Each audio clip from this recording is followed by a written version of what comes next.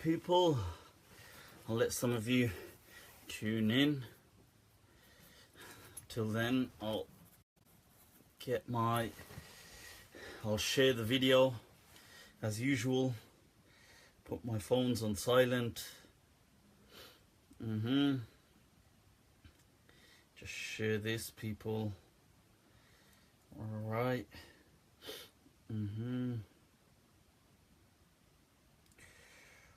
Right.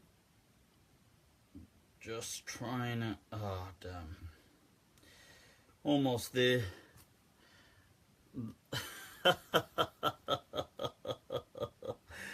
I see the people are live and ready, locked and ready to go. Right, is this it? Just in case I share something else. Don't want a scandal now, do I?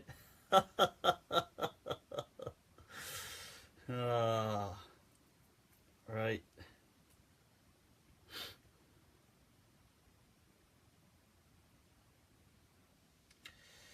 Un momento, por favor, un momento. Right.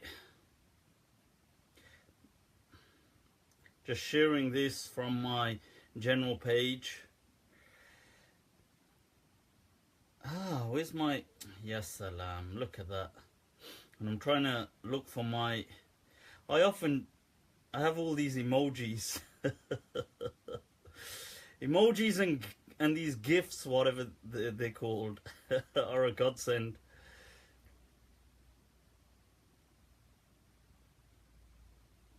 Alright, can't find that anyway. Right.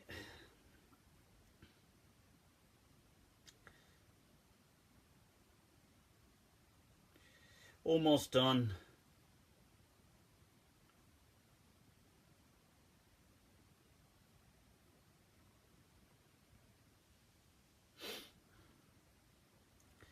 Right, is that a success? Let me just check. Yep, I believe so. Alright, ahlan wa sahlan bikum. Inna alhamdulillah wa kafah. والصلاة والسلام على رسوله المصطفى وعلى عباده الذين ارتضى ومن بهداهم اهتدى وبآثار أهل المدينة اقتفى وبعد فسلام الله على القوم وأهلا وسهلا بكم وbienvenidos a lección de esta semana, mi gente. Khush Amadid and swagatam people, swagatam. And we've got, sorry, the roadman, Wagwan, as I can see Mo Shahid saying Wagwan. So Wagwan as well, people, Wagwan. Right, you're always wearing the same. This is it. I have no other clothes. Now, I actually have a ton of these kind of similar tops. See, that's my problem. I do all my shopping online. So when I buy something, I just buy like about half a dozen of everything I buy. Or are all of these sessions just one session pre-recorded with the illusion that they're live? Matrix. So, people, ahlan wa sahlan, right? You accept zakat. I accept zakat. You want to give your zakat this way? Oh, yes, please, go for it. I could do with what kind of... I suppose I could upgrade my Range Rover. You're a disgrace. Mudassir Rahman. Mudassir. Tell me, Mudathir. Why is the... I can understand the dal has a shad on it. Mudathir. Why has the... First of all, it's not an S, it's a tha. Secondly, why have you decided to give it an extra S? So, Mudathir. At least I can spell my name correctly. Right, kafir. Okay, well, guess who's getting blocked? Naughty. People, it's nice to always be welcomed straight away. Look at that. I haven't even been able to go to the hairdressers. Ah, goddamn. Maybe tomorrow, inshallah. It's been, nevertheless, an awesome week, people, as always. Well, you see, I'm so into my gadgets. You see, check these out. Bowers and Wilkins. I got these. Checking them out. I'll give you guys the feedback, how they... what my rating. So far, some pros, some cons. I just had 2 weeks ago the Sennheiser Wireless Momentum 2. Tried them out. I'm trying out different ones. This is how I pass my time. This is what I do. So right now, other than that, this week, what else has happened? Let me get my drinks open. Right, so DJs want, block him. All right, mock and block crew. If you can be active and block the unnecessary trolls. Did you start the Quilliam Foundation? No, I did not.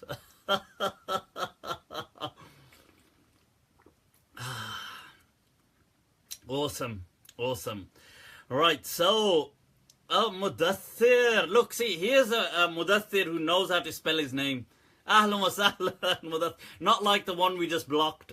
Ahlan wa sahlan, Mudathir. Ahlan wa sahlan. Right, so have you seen Abu Ibrahim? Aman Farouk, you're a bit late. Abu Ibrahim, I've already responded to him. I've made my video, I've responded to him. I've responded to Maulana Zakaullah from Green Lane. I've done some responses. Keep up to date. Man, what's going on? Is Red Bull halal? Well, thus I give the fatwa.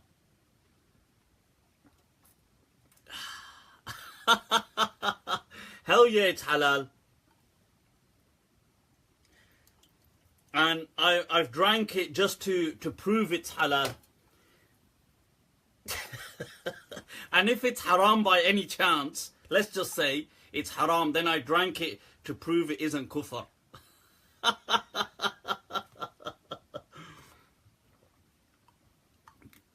We were visited by Ustadha Tahera Ahmad this last week, just a few days ago, from Chicago.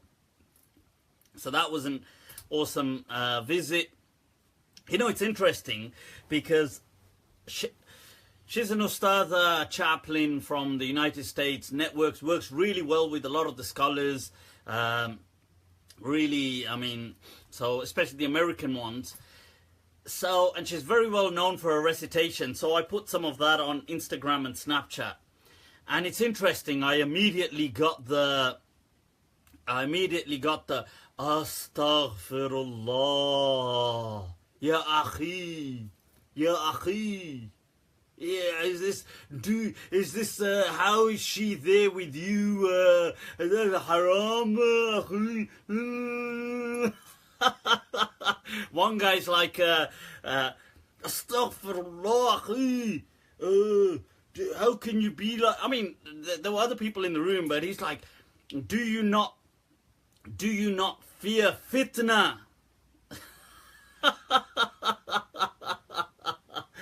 What am I, like a serial rapist or something? Was somebody in the room like that? I don't know what's the... Akhi, do you not fear fitna? People, man, chill out. Chill out, people, chill out. Seriously. So... other than that, it's been awesome. I take it I've ticked off a few people, as always. I'm always doing that. So a few people have watched my responses and they're a bit annoyed. Let me just get one thing clear. Looking like the sloth from the Goonies. That's unfortunately like some of the... It's unfair, isn't it? Why is it that as Muslims, the religious lot like let's say anybody, by this I'm stretching this definition now to mean anybody who associates, doesn't just respect, but let's say is part of the kind of religious scene somewhere or another. Maybe they study, maybe they watch things, maybe they support things. Why is it we get all the retarded ones? It's just not fair. It's like, why do we get all the kind of like the gifted and talented? The sunshine group, I'll just use crayons. I'll just use crayons and explain this to you. It's like, why do we get all of them on our side? That's not fair. It's heavily disproportionate, people. It's heavily disproportionate. It should be. Statistics say okay, a one-off, but we just got like the overwhelming people like that. It's just unfair. So anyway, I hope you guys have been having an awesome time, an awesome week. But I wanted to, what I thought is, by the format, by the way, I've taken down some of the questions. I thought I'll kind of intertwine them, people, intertwine. So I'll take some of the questions that have been submitted and some live, and we'll kind of mix them up. I will come there and outwork you, Hassan Yusuf Boucher. Of course you will. Come on, man. I don't claim to be so solid at the gym. I'm just a gymaholic. That's all. I go to a few gyms, but amongst them, Emporium regularly, which I think I have to take a session after today's, after this, because it's been what 2-3 days. So, if the crew are listening, gym after this, right? No, I don't. Don't you have any? No. Right, so most of them are from subcontinent, right? Do you check women's? Look at the apostrophe. Do you check women's out? I check men's out. What is this apostrophe that I'm supposed to be checking of the women's out? Wait there, let's go back to him. Shah of Islam has spoken. The Shah of Islam. The person whose surname Islam has spoken out. He says, it is I, Mr. Islam. Do you check women's, the apostrophe S, women's out? Well, Mr. Shah, you nutty. What is it that you're referring to? So, let me just first of all, blast him into oblivion. And now, well, there you go. See, this is the thing. People come on here and they think, let's mock Mufti. Well, little do you know, I welcome your mocks. And I'll raise you. So, you see, that guy, now that who I've just unfortunately had to block, Mr. Islam himself, the embodiment of Islam, who definitely does not check the women's out, the women's, whatever's missing here after the apostrophe out. Now, you see, this is a fine specimen of the, we got the religious,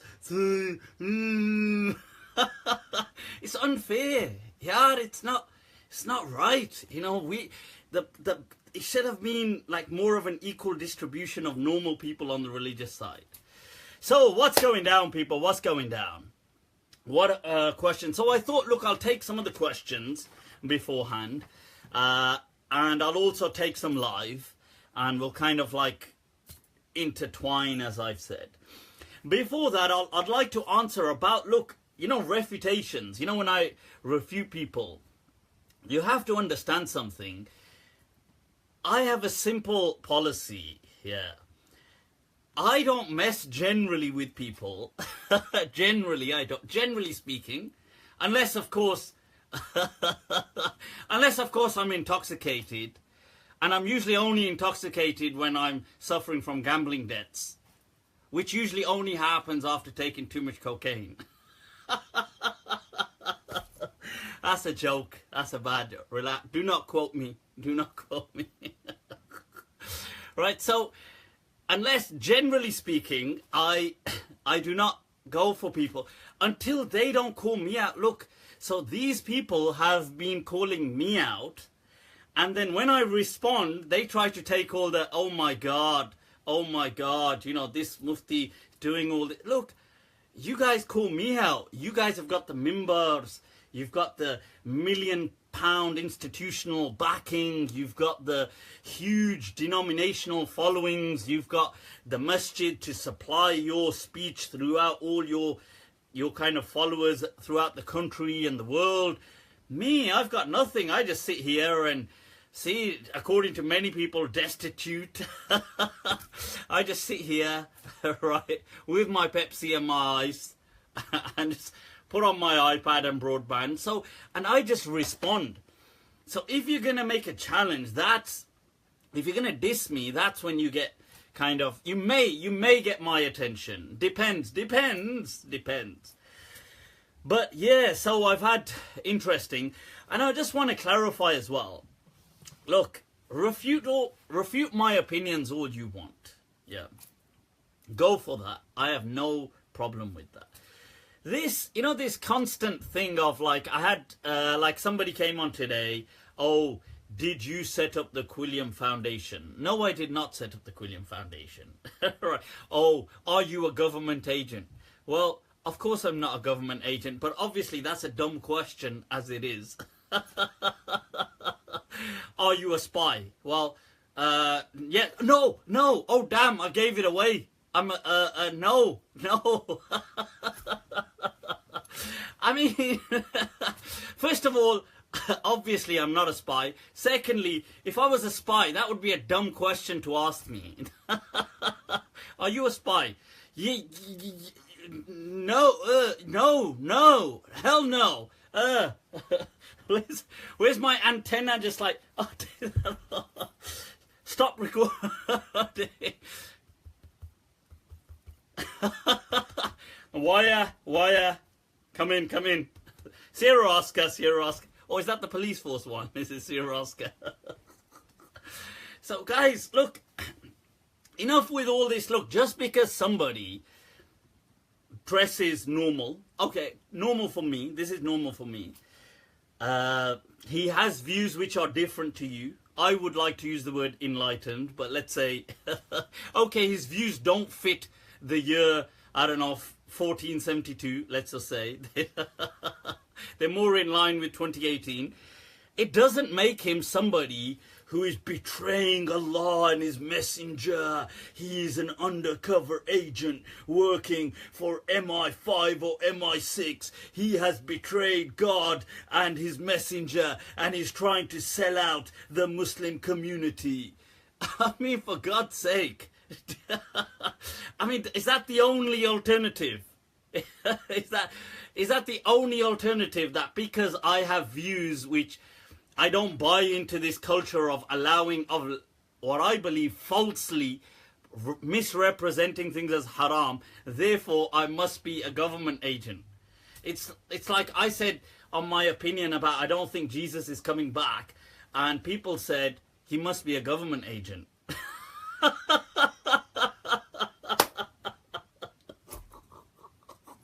I mean, what does the House of Parliament have to do with Jesus? And why would they be funding such a project? In fact, they actually probably do believe that Jesus, most Christians. Well, anyway, I've answered that before. Let's get back to some other questions. Mufti, we rehearsed this when they ask, are you a spy? You meant to say no.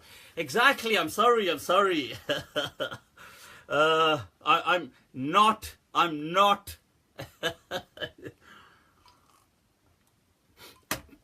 had somebody say that. I had somebody message me, say, look, I respect a lot of your opinions. No, I respect you. No, it began by saying, sorry, your views sound like Quilliam. But, however, I respect you and your efforts. I thought, well, that's very nice, isn't it? Like, your first thing is just stating that you sound, basically, let me translate that for you. You're saying you sound like, let's say, a sellout. That's what you're trying to say to me. You sound like a hidden spy betraying the Muslim community, but I still have respect for you. Why would you have respect for me if you think I'm some kind of a sellout? You know, once I was sitting with my gran many years ago. Let me tell you a little incident. So, may God bless her with his infinite mercy. She's passed away at a very senior old age, the age of 90 plus. So once she was telling me about her childhood, I can't remember why this came up, but she said there used to be this guy. It'd become like a bit of a proverb. I forgot the exact wording of it, but she said there used to be this guy that, like an uncle in the village. He wasn't her uncle, but like, you know, but they never used to like him, so they used to call him like Kallu. Kallu. And Kallu can have many connotations, like just like stupid, or it could go on, I don't know, loads. It's got many connotations to it, but dumb or whatever. And so she goes, once, because they were so out of habit, they used to call him that. So once he was passing, and they wanted to call him. So she said, I called him and I said, Kallu. Then I said, Mama, Uncle. And he said, look, जब कल्लू कह दिया तो फिर मामा की क्या जरूरत थी? You know, when you said Kallu, then what was the point of following it up with uncle? You've already dissed me. There's no point in now trying to add an honorific, a respectful term. But yeah, so anyway, coming back to this. So I want to just say something on that, and then I'll come to these questions. Look, when you say your opinions sound similar to, let's say, people like Quilliam, well, they're not. I mean, maybe some opinions are. Maybe some opinions are similar to anybody. Maybe they're similar with your normal kind of Muslims. Maybe they're similar with non-Muslims. Maybe with atheists. Maybe with many things.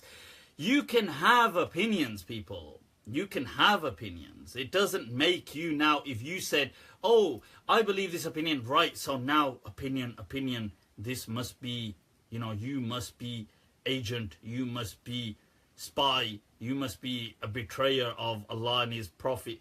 Relax. It doesn't work quite like that. People, and I'll give you an example. On many occasions, first of all, I very clearly denounced, said I've got nothing to do with people like the Quilliam Foundation, and heavily objected to several of their things which are worthy of criticism. And I have said, but unfortunately I've been distracted, that I will be doing a video. There was one thing where Maajid Nawaz spoke about saying that we ought to, what was his word? We ought to condemn a verse in the Quran, about the hitting verse. And I did say that that was utterly unacceptable, and it was a video clip going round of him saying that on his radio station. And I said that these kind of things need to be refuted. Unfortunately, most Muslims don't know how to respond to it. Most Muslim scholars don't know how to respond to that hitting verse, and their responses are absurd. But I did say that, look, that's not the case. No, we do not, and it is utterly unacceptable for Muslims to say we ought to condemn a verse of the Quran. We do not condemn a verse of the Quran. We do not condemn any verse of the Quran. The Quran we believe and hold in the highest esteem as believers, as Muslims. And yes, certain verses are abrogated, certain verses do not carry rulings for today, and they are explained. So, and as is this verse of the hitting, I have explained previously in more depth, and I will do so in the future, that this is an abrogated verse. It is haram to hit, and this was something that was set through the Prophet, through the prophetic wisdom of trajectory hermeneutics, that as time would go, it would become haram.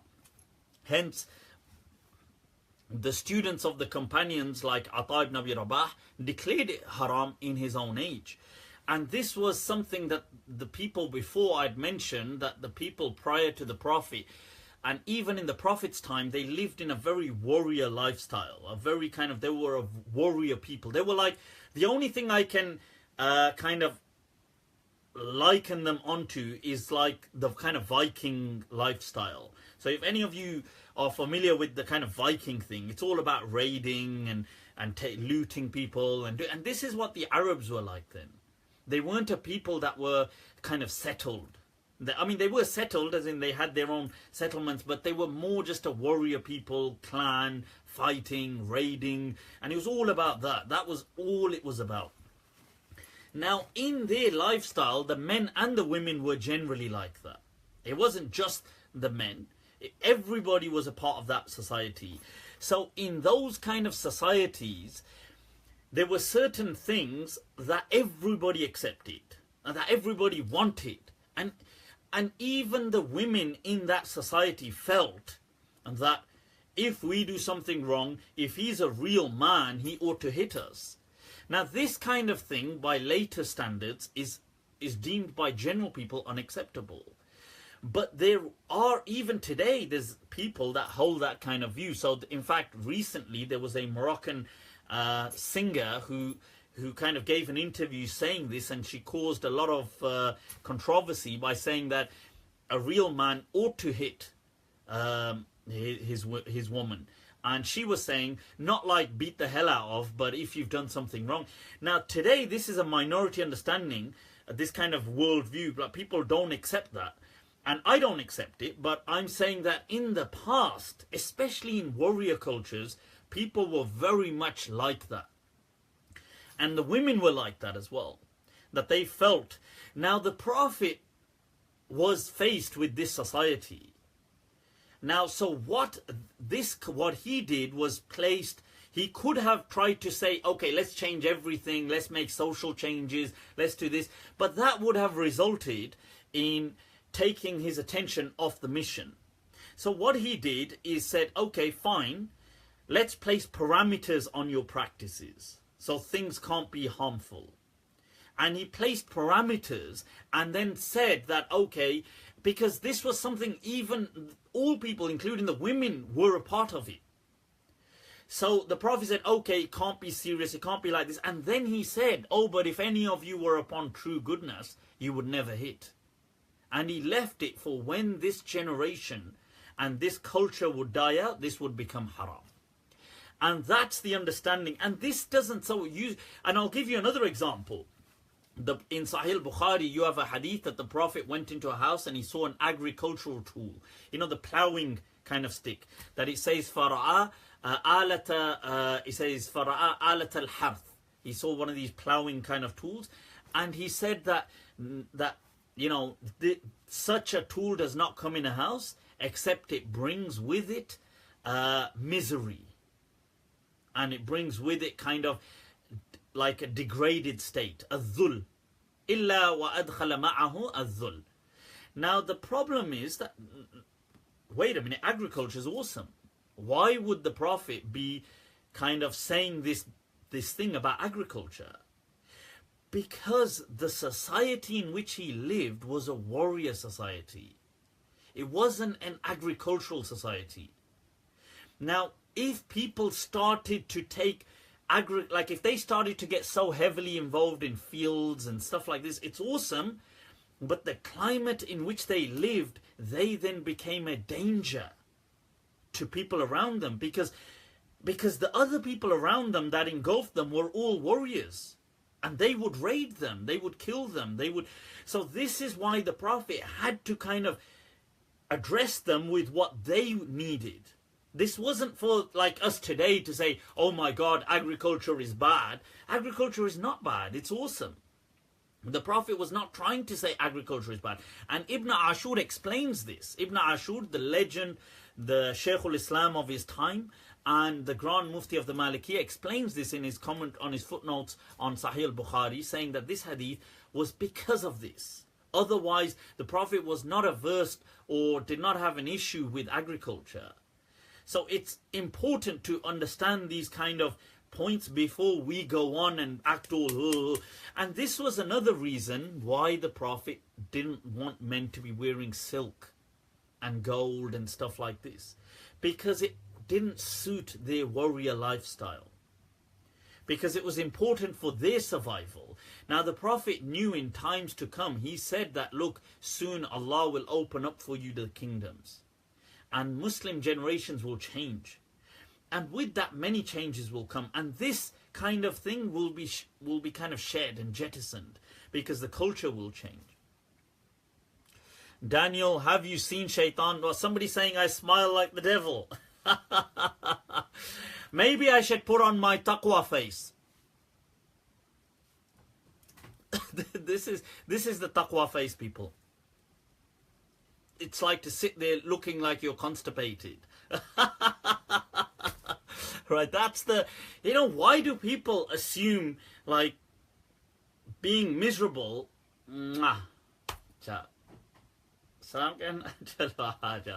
This is my Layla Majan.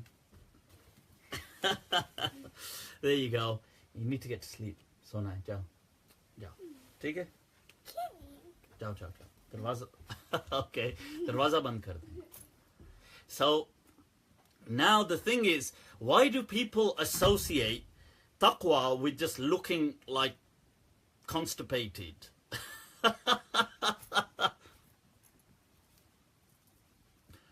Wow.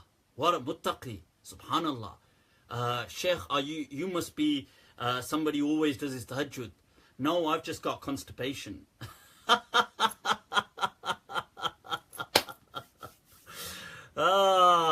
People who, I remember one of our teachers said to us when we were studying in Karachi, Mufti Nazir Sahib, he was telling us a story once. He said, in this day and age, to be accepted by people, you've got to come off as really naive.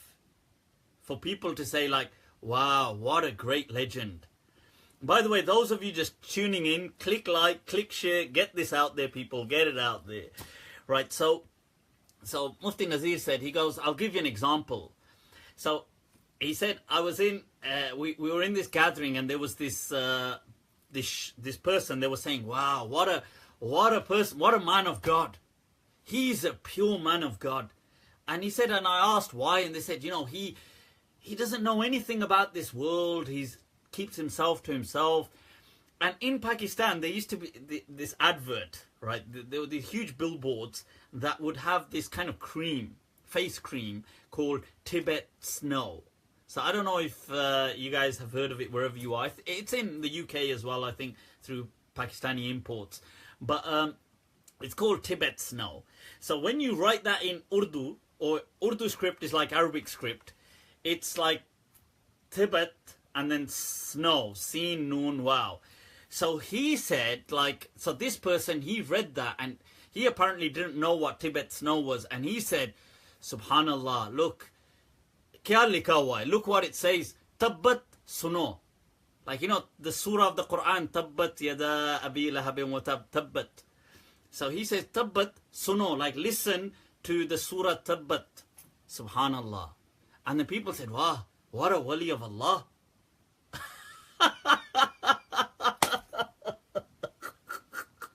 So, you see, this is what it takes to be religious. You got to be kind of dumb and stupid. Like, like I don't know the world I live in. Like, oh, wow, what a man of God. He must really be a man of God. Why? So, right, you are shaitan, brother. Rich, Saeed, Sienu. Well, Rich, what can I say? You bust my cover. It is I, Iblis. People are so sensitive. It's hilarious. Right, let's go through some of these questions, yeah? Right, well, I've got some already submitted. I'll take some of these and I'll kind of mix them up. Those of you just tuning in, Click like, click share, people. Get this out there. Do you even lift, bro? No, I try though. Right, so, okay, let's take a look at some questions. Right. By the prostrating on earth. Okay, here's somebody had asked, is there something about when we do sajda, should we do this on the ground, on actual earth? I mean, I don't mean planet Earth, obviously, but on soil or something natural as opposed to manufactured synthetic things like carpets. Now, like the Shia, for example, do. Now, the Shia, as far as I'm aware, they use something from Karbala or allegedly from Karbala. Now, the Maliki madhab, the school of Medina, does have a recommendation for keeping things natural. Natural, people, natural. So, you will see in all the Maliki fiqh manuals, they will say it's recommended to either use those straw mats or things like this, something natural. That said, I would say, look, don't sweat it too much. Don't worry too much about this. It's not a big deal. Nowadays, in this part of the world, everything is kind of synthetic, artificial, manufactured. By artificial, I mean manufactured. It's okay. You don't need to kind of go out of your way to do something. It's a recommended feature to kind of keep in touch with nature. That's what it is. But most of us in the West probably struggle with that. But it's nothing so huge. It's not, the Prophet never, sallallahu alaihi wasallam, never emphasized that or taught that explicitly. This is just a fiqhi ruling they've taken from his, when the Prophet has said, look, ju'ilat liyal ardu masjidan wa tahura, the earth has been made as a masjid. Obviously, in the Prophet's time, things were natural. That was just the way things were. But today, so I would say, look, it's fine if you want to keep in touch with nature and do something, that's all good, but you don't need to get stressed about this in any way. It's fine to pray on the carpet. I don't even read, I just pray wherever I am, wherever I am. I'm just like, I'm at the gym, just Allahu Akbar, just at in the steam room, Allahu Akbar. In the steam room, bro. What's your excuse? But no, so meaning I just pray like on carpet or wherever. I don't normally ask for prayer mats, or even at home I don't tend to use prayer mats. But if you want to use a prayer mat, if you want to use some, that's fine. There's no issues with that. Okay, so that I hope has answered right now. Okay, another question. So here's an interesting, if the closest closet masjid, closet masjid, the masjid's in the closet, is Hanafi, do I wait to pray start Fajr or do I go with them? Right, so look, you can go pray with the Hanafis. There's nothing wrong with that. I mean, if they pray Fajr slightly delayed, there's nothing wrong with that. That's, you can, I mean, if you want to pray earlier, you can, but I'm just saying there's nothing. Is it okay to pray direct on soil? Absolutely. Did the Prophet ever pray on a prayer mat? No, he did not. The Prophet never prayed on prayer mats. They just prayed on the floor. Generally, my understanding is on the floor, they may have laid out things like, you get those palm leaves and things like that, just to kind of soften up the floor. But the floor in their time wasn't this kind of hard concrete. You have to understand as well, the floor was, I mean, it was still the ground, but it was softer. It didn't have a softening to it. It wasn't like, today we're going to have marble. They didn't have floor like that. So you have to remember these things as well. Sometimes people will say things like, I want to lie down on the floor, and you might hurt yourself. And people might say, well, people used to do it in the past. Well, they never used to use this kind of a floor. Just to keep these things in mind. Wallahi, he is shaitan. Look at his beard. Malik Musa Khan has figured me out, people. He's a devil. First of all, Musa Khan ji, he is a devil, not his a devil. and you've got like some unnecessary full stops in there. I don't know why you can just use, there should be commas really. Paid, look, paid, he is paid. I mean, you've done a full stop, but you've done a space, then full stop. I mean, it's really difficult reading your... So if I'm the devil, one thing for sure, that's definitely not Revelation.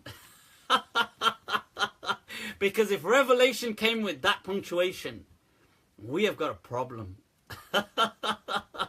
Problema grande. We've got a huge problem, okay?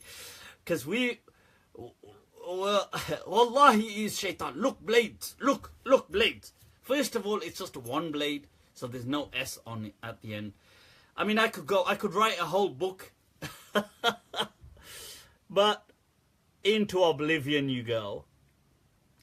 So, right, so, na'am. So people are like, look, this guy's the devil. I swear he's the devil.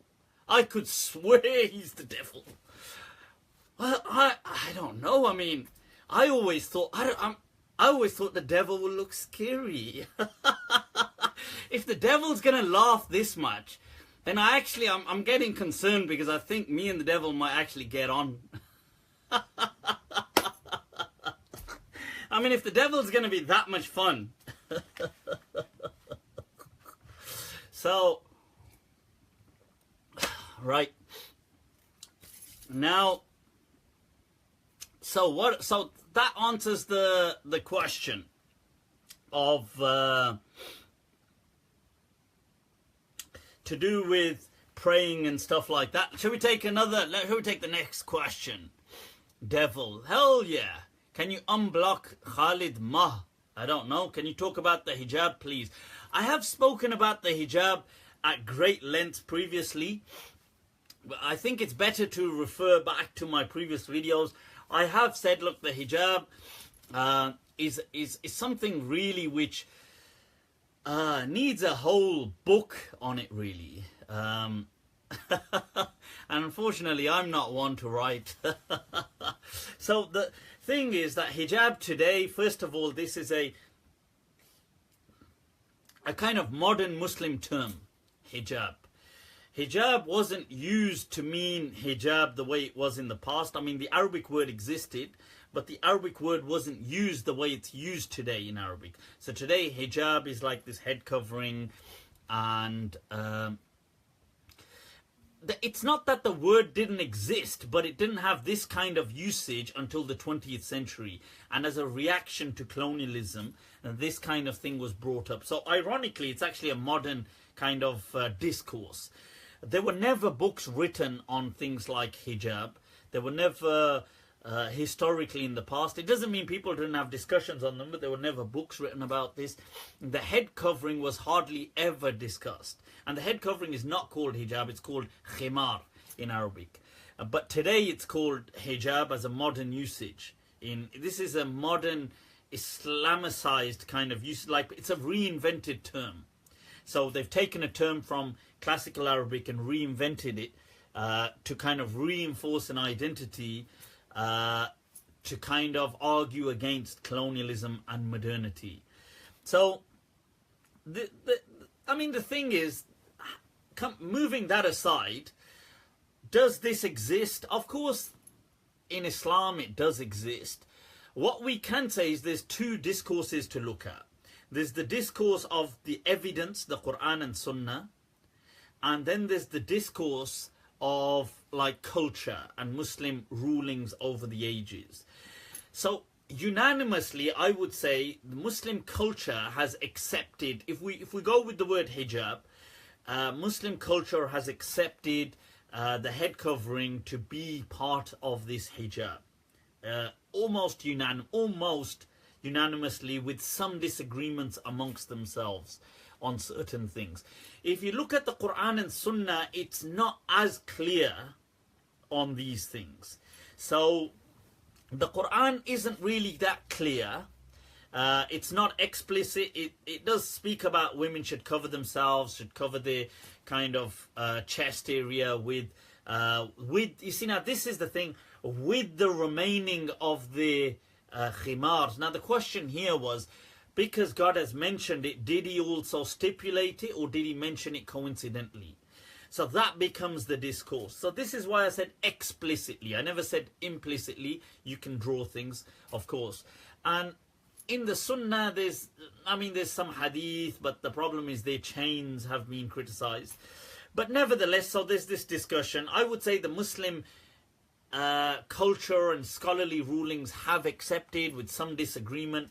I think there was they saw some relaxation to do with the hair. Some people did, like Imam Malik did with for women with their close servants. He didn't hold that kind of severity if the woman was not going to be, if he wasn't the type that she was going to have an affair with. It's funny, because when they speak about those people that you're okay with, they will say, oh, those who are like ugly. And so the guy that she does uncover in front of, let's say, he'll probably be like, yeah, thanks. Does that mean I'm just ugly? So these are the kind of, and then some scholars said, well, for example, women don't need to cover the feet. Other scholars said that she doesn't need to cover the forearms, like Abu Yusuf, and some things from Ibn Abbas and stuff like this. And so there's been conflicting narrations, but there's culture that's come along. The main thing that they all agreed upon was a kind of modesty within their cultural setting. Today, can there be a discussion on this again? I think there can be. There's no harm in discussions. I think some people have said this before, like Sheikh Khalid Abul Fadl, who's a student of many of the great Azhari Mashayikh, Muhammad al-Ghazali and other people. He has spoken of this and saying that he's argued for, in my understanding, that the head covering is not essentially, it's part of the culture, but it's not essentially a part of the hijab. That's his understanding. I welcome a discourse on this by the scholars, but you can listen to my previous lectures for more details. Right. Can you advise reverts on how to deal with parents who don't like that they're Muslim and they think they've been brainwashed? Hajar Clayton. Right. English is good. Jabbar Rafiq. Thanks, man. My English is good. I was born in City Hospital, Birmingham. God damn it. God damn me if I can't speak English. Right, so the thing is, right, so you speak the language of Western people. I am amongst the Western people. I born in the Western. I am the Western. So you become thinking like that too. You become thinking like that too? Well, Jabbar, now what to do? Now what to do? What to do?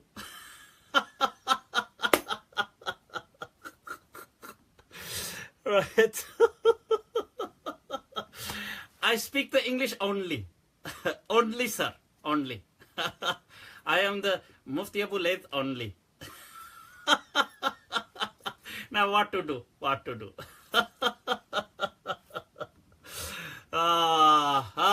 You lighten up my day. So, those of you just tuning in, click like, click share, people. Share it, get it out there, get it out there. Right, so, Hajar had asked, what advice do I give to to converts about their non-Muslim parents? Well, kafir! No, that's how not to do it. Okay, this is how not to do it. Let me tell you how the not to do version.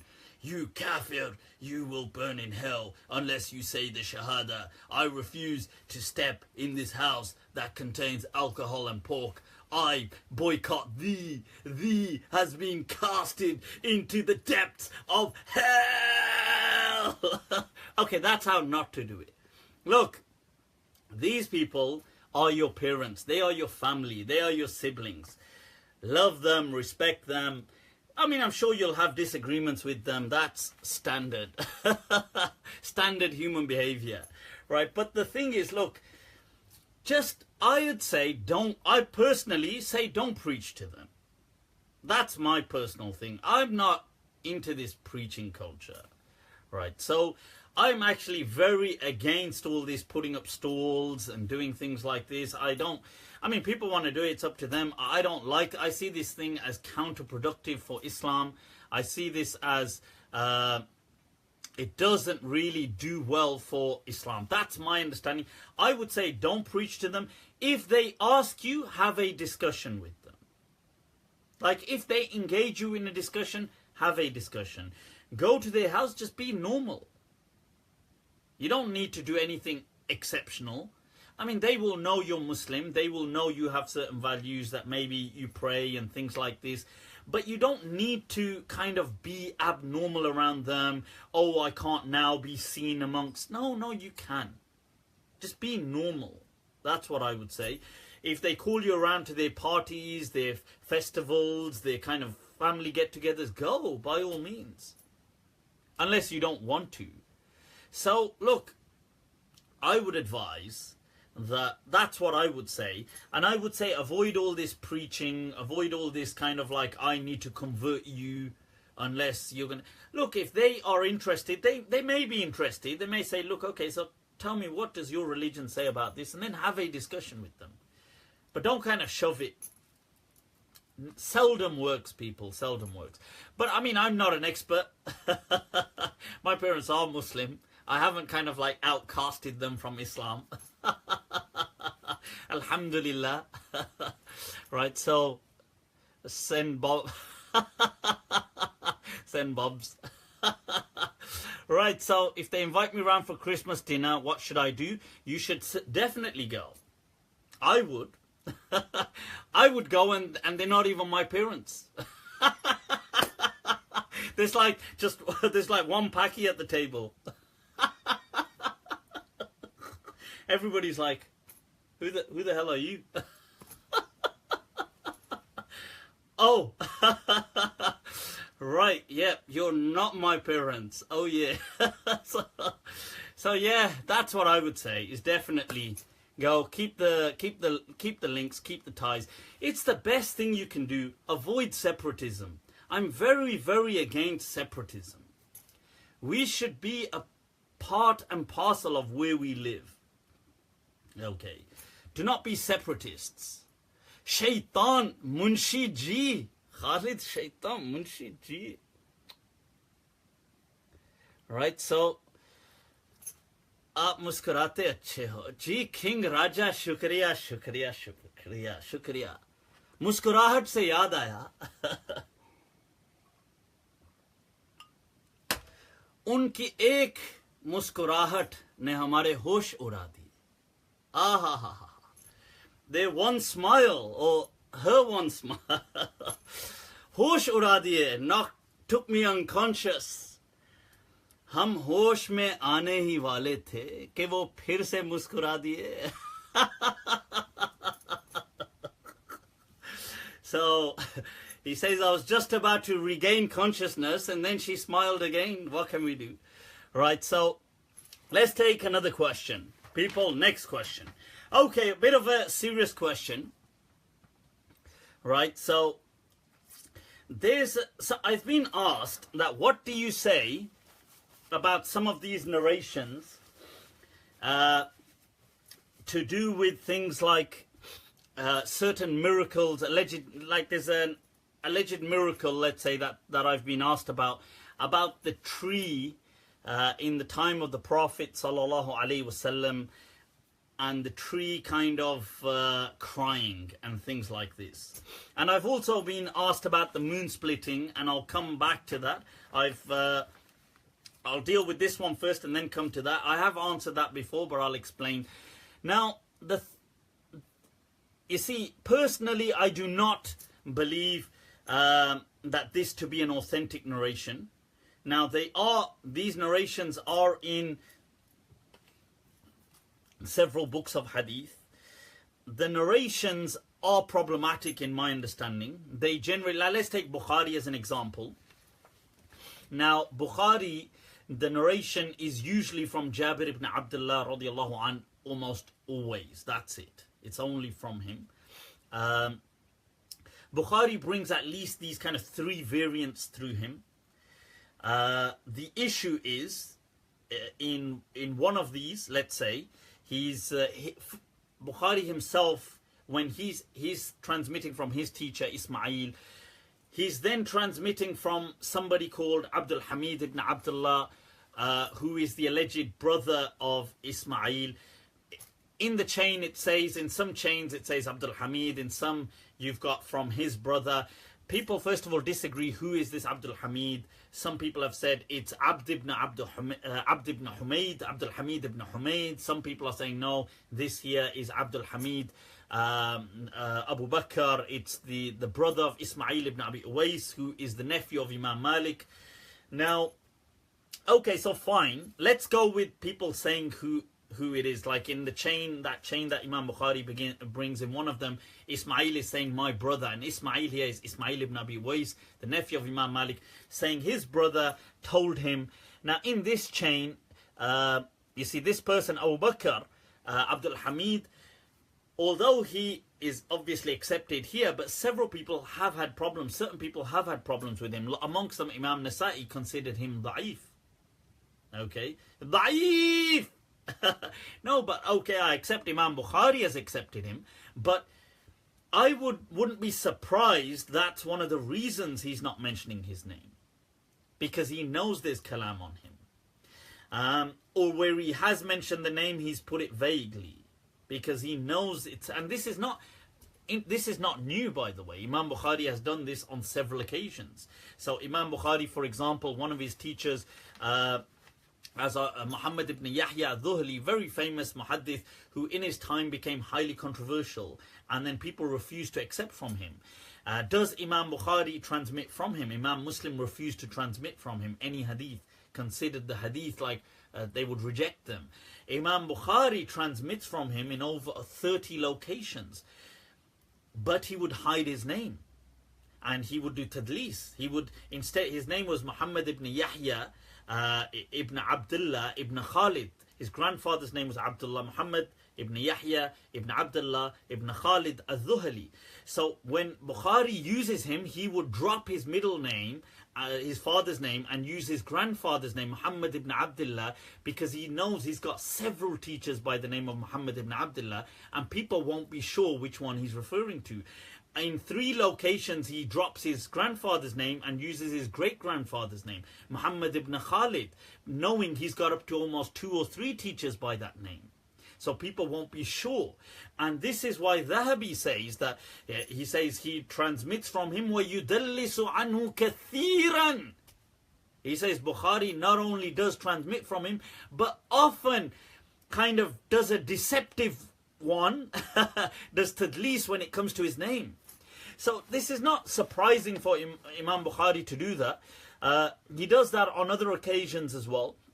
Now that's one of the narrations. There's another narration that he brings once again from Jabir, who you've got from him. There's somebody by the name of Ayman al-Habashi al-Qurashi, whose son is taking it from him. So Ayman is taking it from Jabir, and his son Abdul Wahid is taking it from Ayman.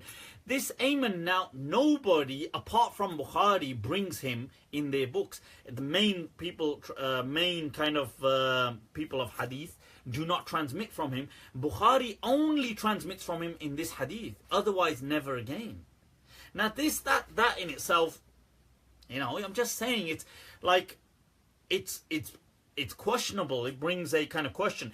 Then you've got another chain Imam Bukhari brings, which is by, once again, from Jabir, by Abu Nadra al-Basri, who is known as Al-Mundhir ibn Malik.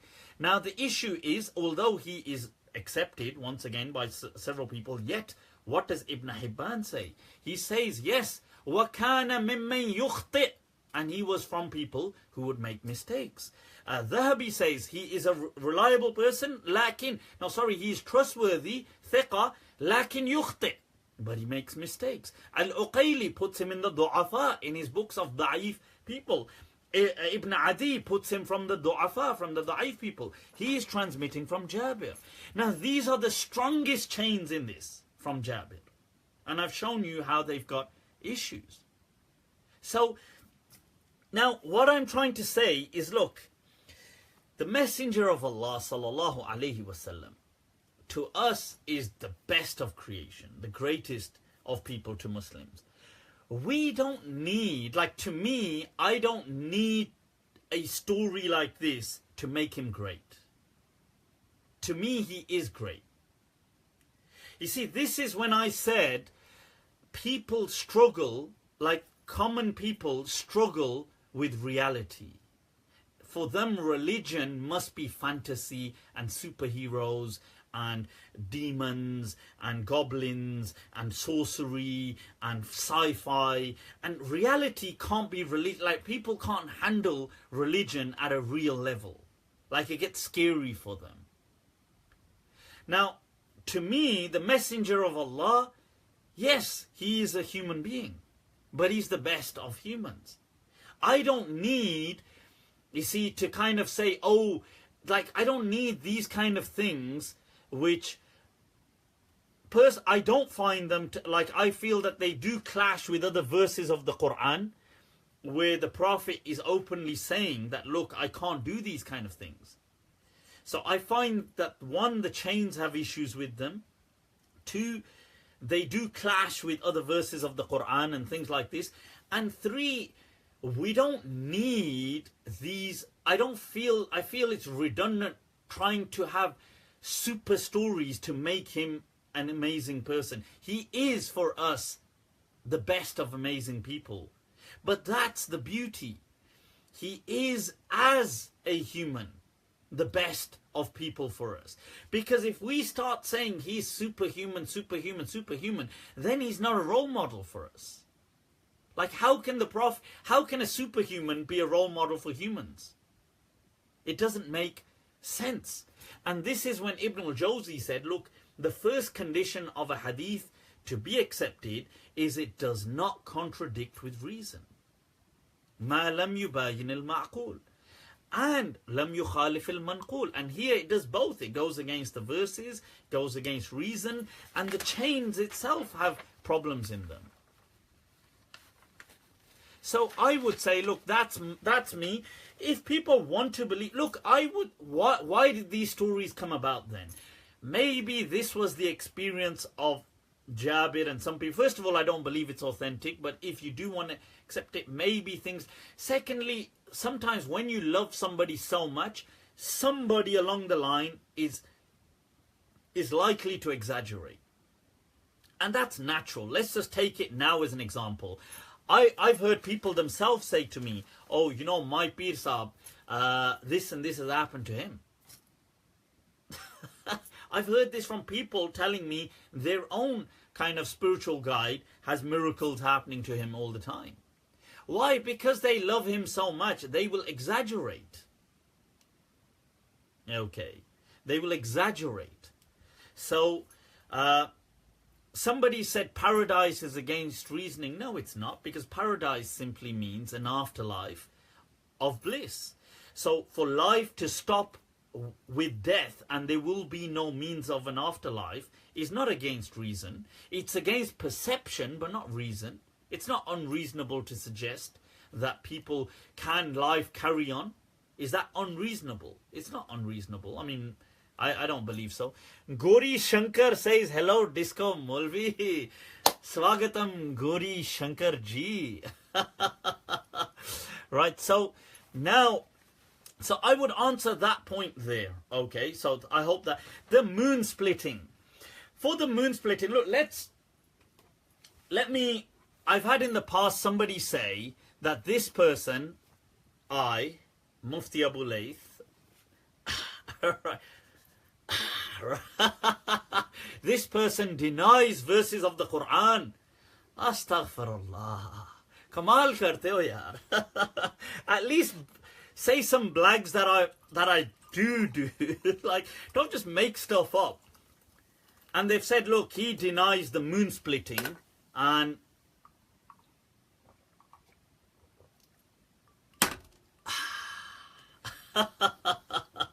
he denies moon splitting, and they said, look, what about the clear verse of the Quran, اقتربت الساعة وانشق القمر, that the final hour has come close and the moon has been split. in Surah Al-Qamar, the second verse. Now, or part of the first, اقتربت الساعة وانشق القمر. Now, so people said he denies a verse of the Quran. Look, people, do not do these this is what so one of our friends would call a dirty one, a dirty, not a dirty one, a dirty one. This is, what, this one not nice, this one. You have to be honest. So when you're going to present your claims, be honest about them. You can say, look, some people believe this verse to mean this. But what did other people believe? Be honest, right? So let's have disclosure. So this people is one of my indirect teachers who my chains of transmissions go through Sidi Khubza, Ibn Ashur, the Sheikh al-Islam of his time, people, who passes away in the 60s, the grand Mufti of the Malikiyah, Ibn Ashur, who I am also an indirect student of, but on somebody who championed the school of reason, for the Malikiyah, and is rated throughout unanimously. His tafsir, his commentary on the Quran is in 30 volumes. So if we go to his commentary on this, for example, this first verse, that اقتربت الساعة وانشق القمر, that the hour has come close and the moon has been cleft asunder. Okay, so or has split. Right, so now he says, look, that there are he says, look, there are transmissions about this in Sahih al-Bukhari and in Tirmidhi from Anas ibn Malik and other companions.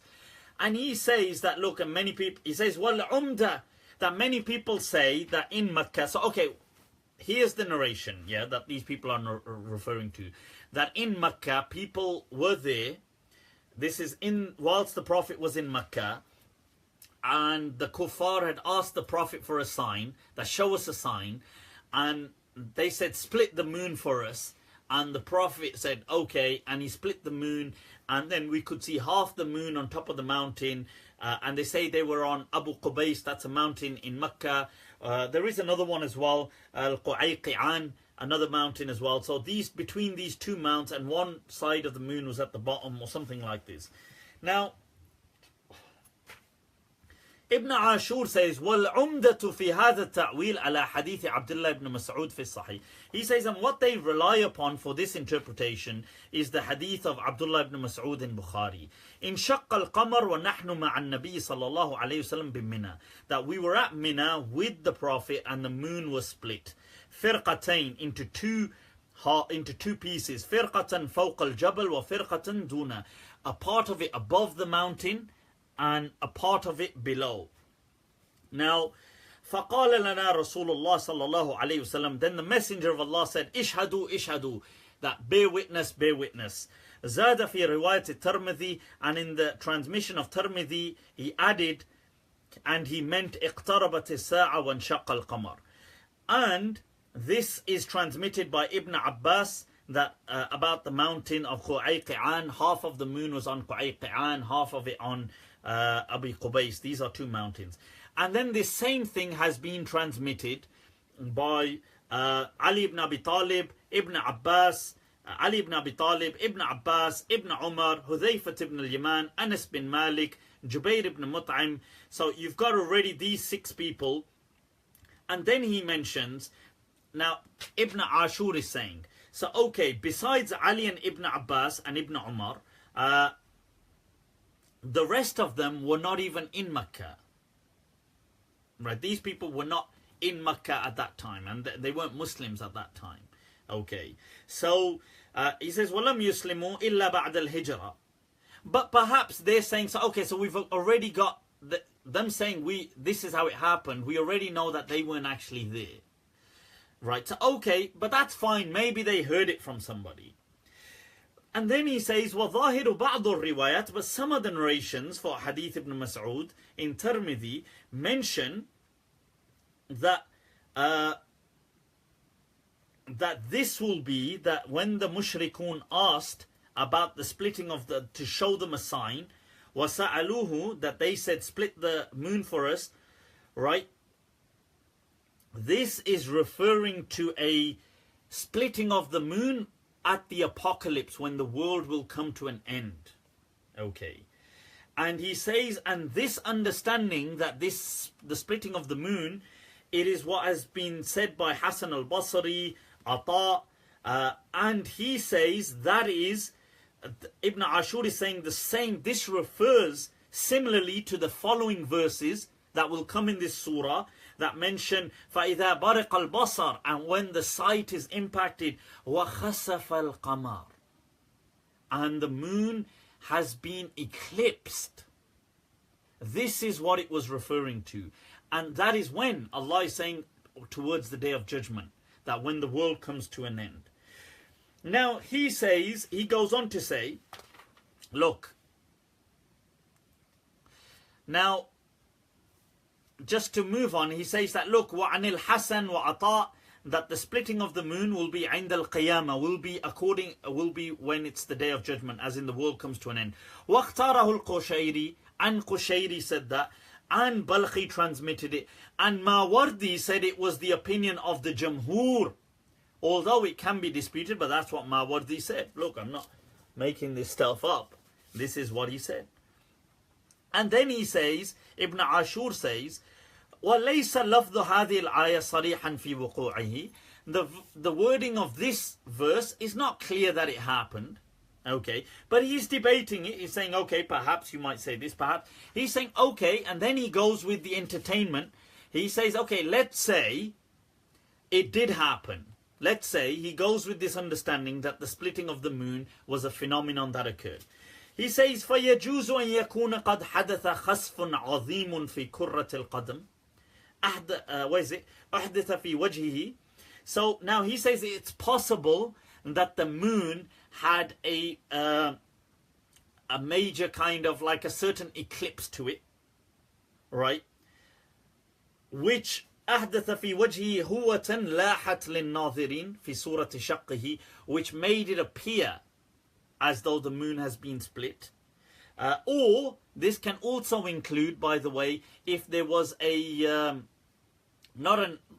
almost like when the ground is sunk, like if there was something like this, or an earthquake or something like that resembling on the moon. He's giving an example. It could be, or it could be an eclipse.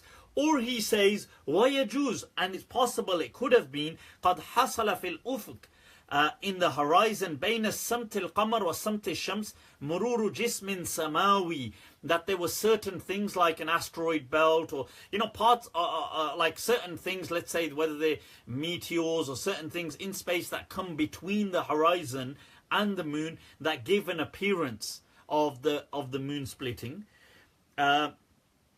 And then he says what mumkin, and that it was أن يكون هذا الانشقاق حدثا مركبا, there could have been multiple things happening. So for example, that there was a lunar eclipse, a partial lunar eclipse. He goes on to say also that you could have certain clouds are known to reflect things.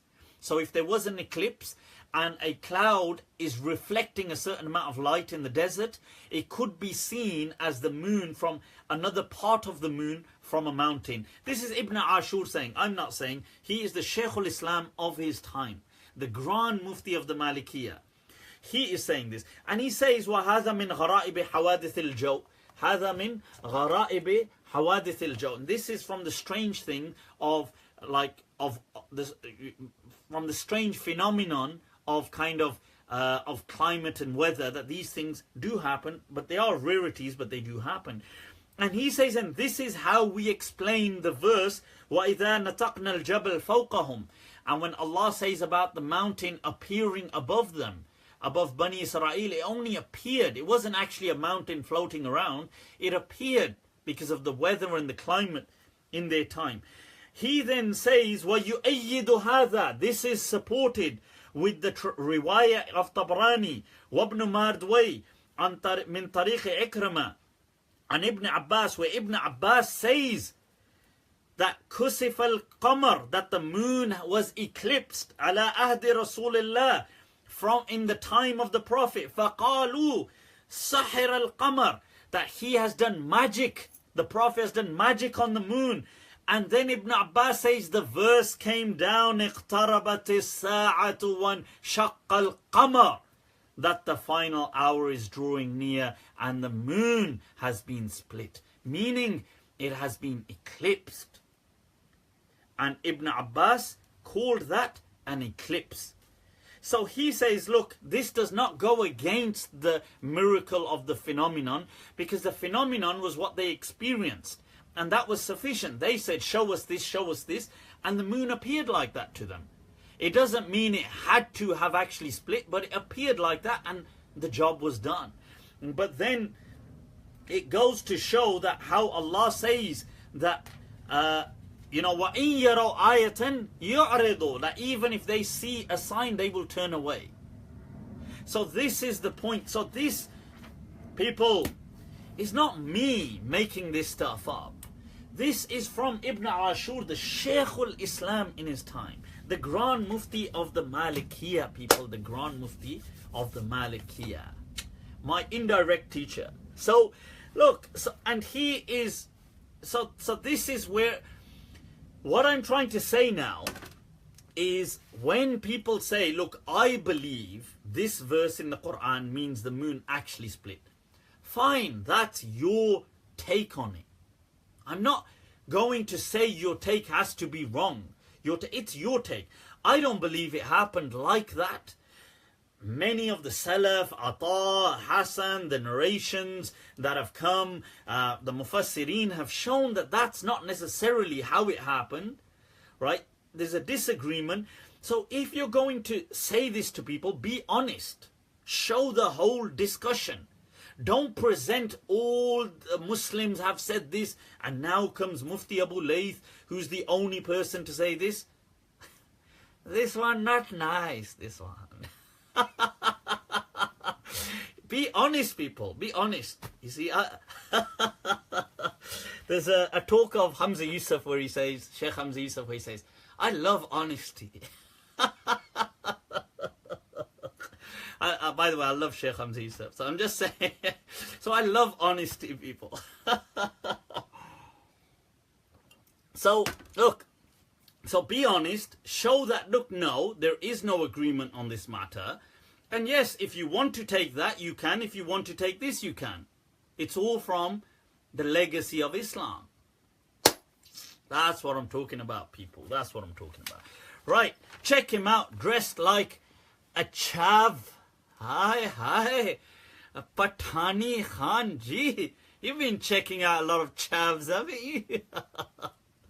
Well... You know where haters go? To oblivion. Right, so what's your IQ? I've forgotten now, but the last time I checked, which was many years ago, it did score above average, I must say. But it's been a while. Right, so good to see you likewise. Crazy Tani, good to see you. Do you not believe in these miracles? Like I said, I do not believe in the tree crying and these kind of things. I've already demonstrated that the chains are not conclusive as far as I'm concerned. I mentioned how the Bukhari ones have issues. The three people, the three chains. Even if you bring others, they have issues in them. Right? And I understand that these things are nice for Muslims. You know, like we want to hear these kind of things because it sounds nice and... But the truth is, we don't need these things to show that the Prophet was a great and amazing person, because he was a great and amazing person. His own seerah, lifetime, is testament to that.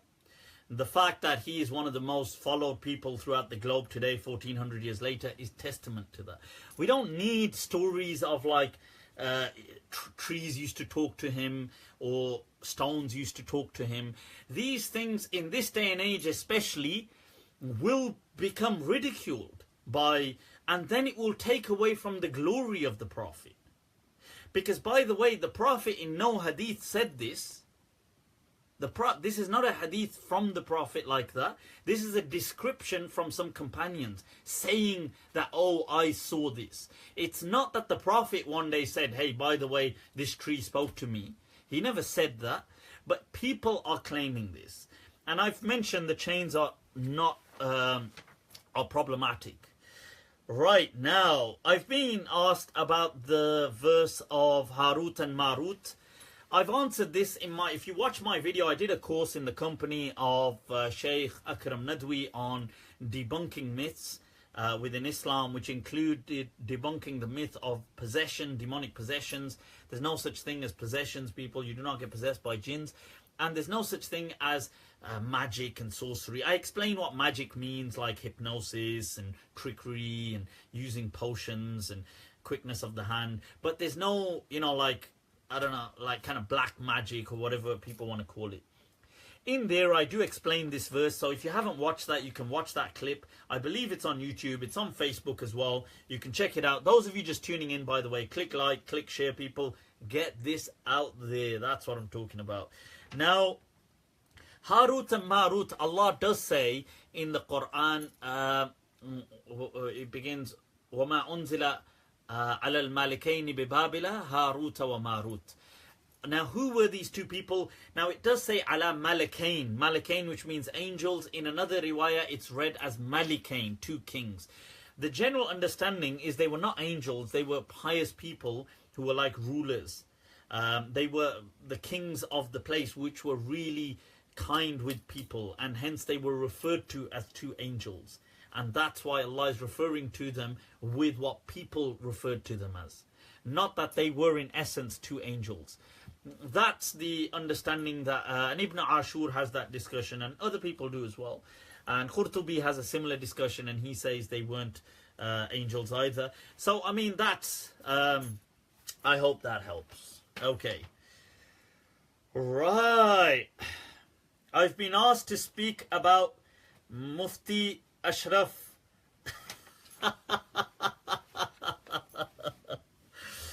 That's that Mufti or Sheikh Ashraf Sidat, I believe his name is. Sidat, I'm not sure how you pronounce it. Well, basically, I don't know. There's somebody said everybody's speaking about him. Can you say something about him? He's somebody who got stung in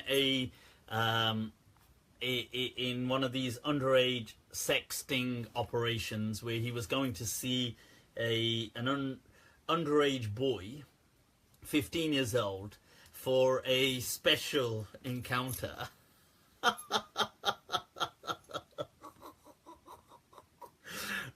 Right, and he got stung, right? Basically, a pedophile.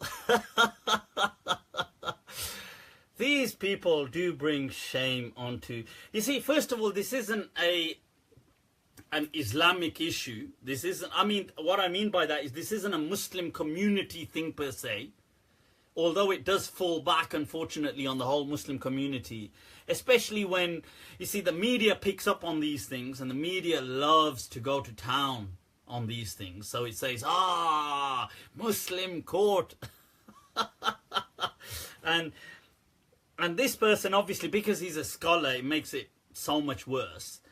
I mean, it's a shame that these kind of things happen. These things really, ya salam, ya salam. And this is my point. You know what I want?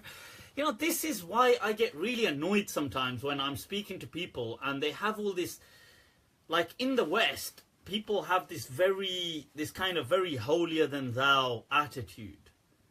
And you think, wait a minute. And they have a very homophobic attitude as well. And this is very like a Muslim Western phenomenon. It's actually not so much in the Eastern world, believe it or not. Because a lot of them there are actually quite bisexual. So here, you've got a lot of this, and they're very homophobic. And many of them are like closet gays. And this was my theory. And I was saying this, that look, many of these people who are strongly homophobic, it's because they have like homosexual tendencies which they're struggling with. And so they kind of project their demons and chastise them out there. So this is what a lot of psychology kind of demonstrates as well. And you get people like Edgar Hoover and all these, who was very homophobic, but then was caught out as a cross-dresser and all these kind of things. So this person too, I mean, it's utterly, unacceptable. And he's been caught, and obviously he's going to get... as I said to some people with other words, I said, he's going to get done, just not the way he hoped.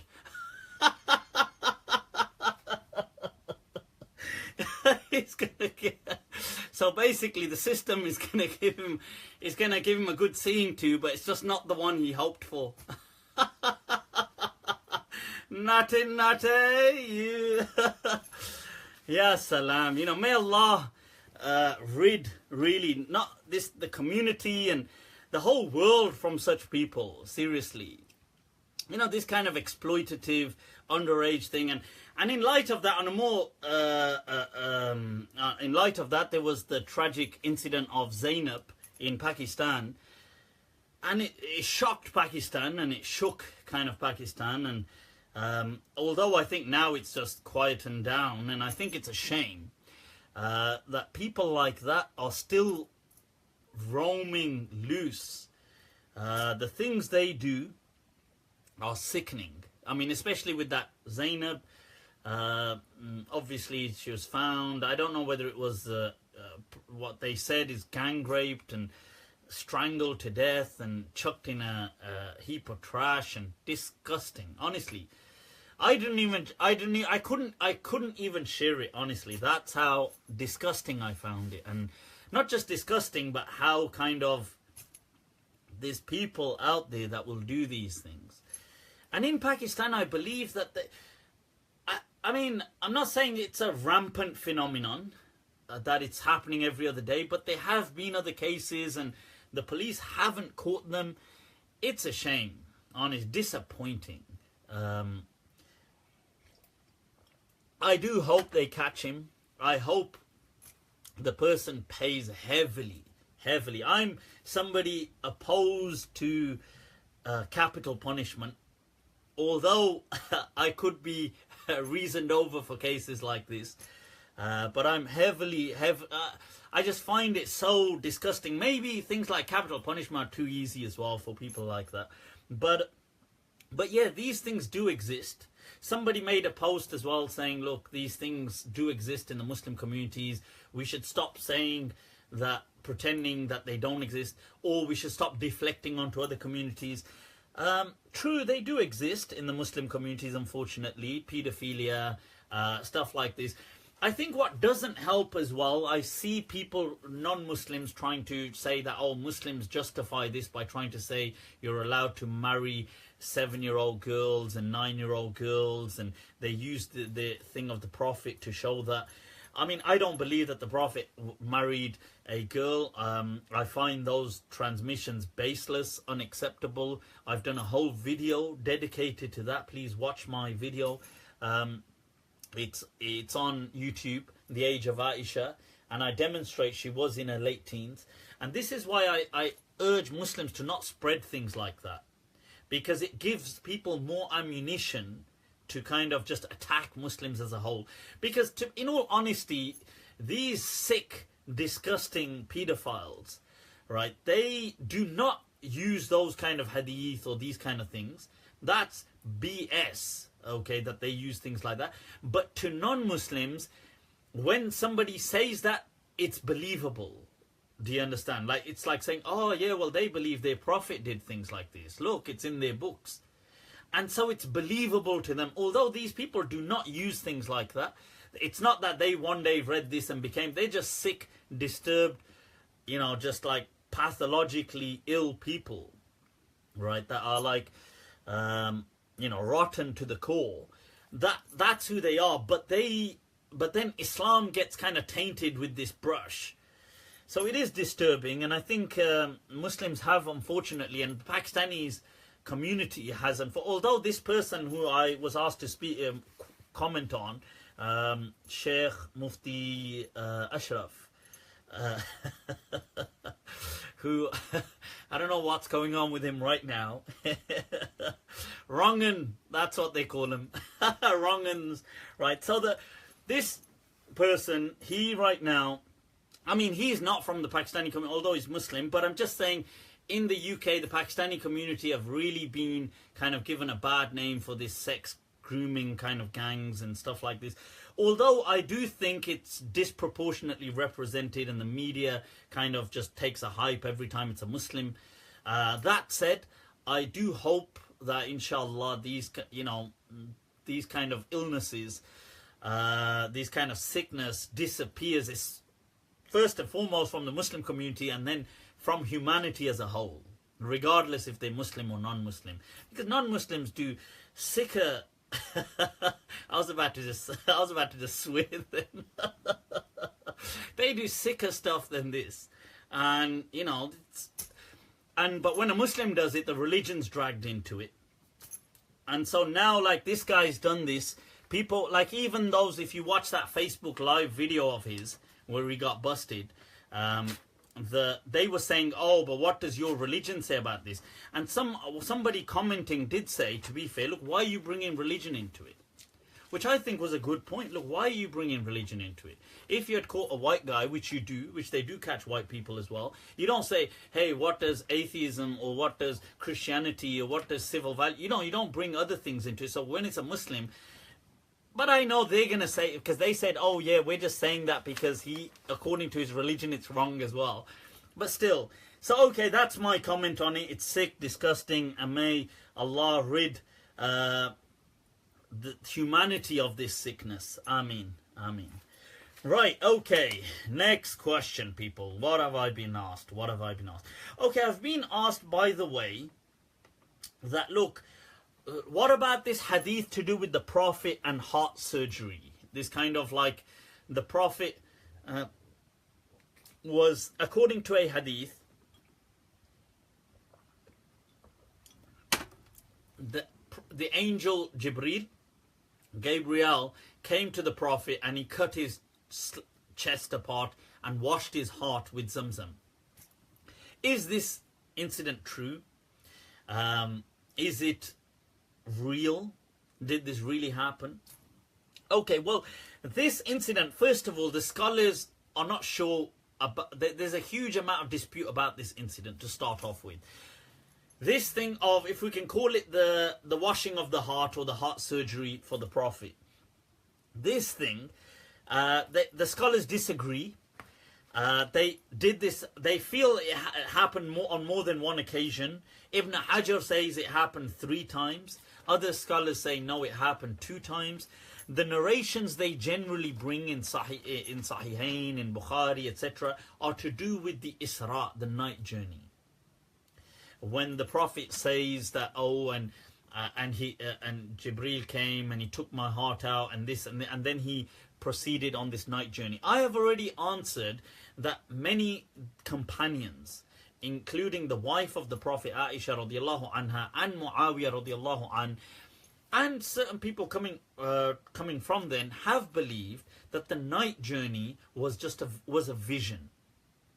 So in light with that, and I've said that is my understanding too, and that is what the Quran apparently reads. So in the same surah, Surah Al-Isra, Allah says towards verse 60 that وَمَا جَعَلْنَا الرُّؤْيَا الَّتِي أَرَيْنَاكَ, we didn't make this vision which we showed you except a trial for people.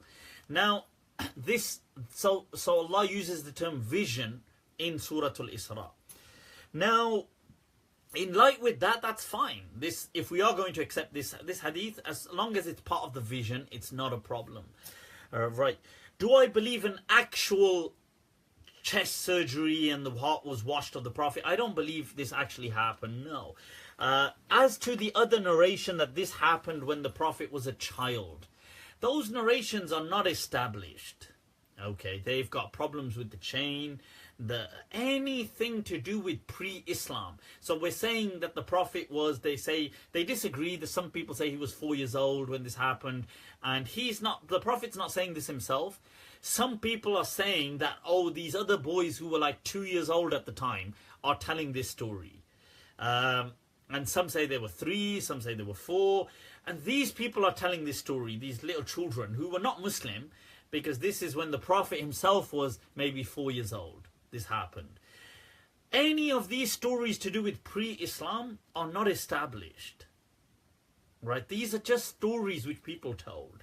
Now, and the chain has been problematized. And I remember once having a discussion with Sheikh Ninawi from America, and he I don't know about today, whether he's of the same belief today, but at the time, a few years back when we had this discussion, he also said that he was not content with this chain being authentic, and this narration was problematic and not true, not correct. So in my understanding, that this the incident prior, when the Prophet was a little child, 3-4 years old, that is not established, and the children around him telling this story is not an established fact. Okay, as to the correct narrations, which are, let's say, the more authentic narrations in Bukhari and Muslim and things like this, they are to do with Isra, the night journey. And the night journey, we've already said, is a vision, in my understanding, so it has no problem. Okay, so this is all part of the vision. Right, okay, let's move on, people. What are the questions? How come they knew open heart surgery stay alive in ice water? So even if the chain is not authentic, how come they knew open heart surgery says stay alive in ice water?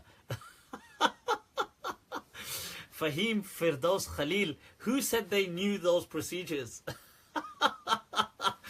Zamzam water is not ice water, by the way. I'm just saying, just to remind you, Arabia is a desert. You do not generally find ice. Although, arguably, maybe at some places you can, but generally that was not the climate in Mecca, that they had like cool ice drinks. I think you're looking at my drinks and getting confused.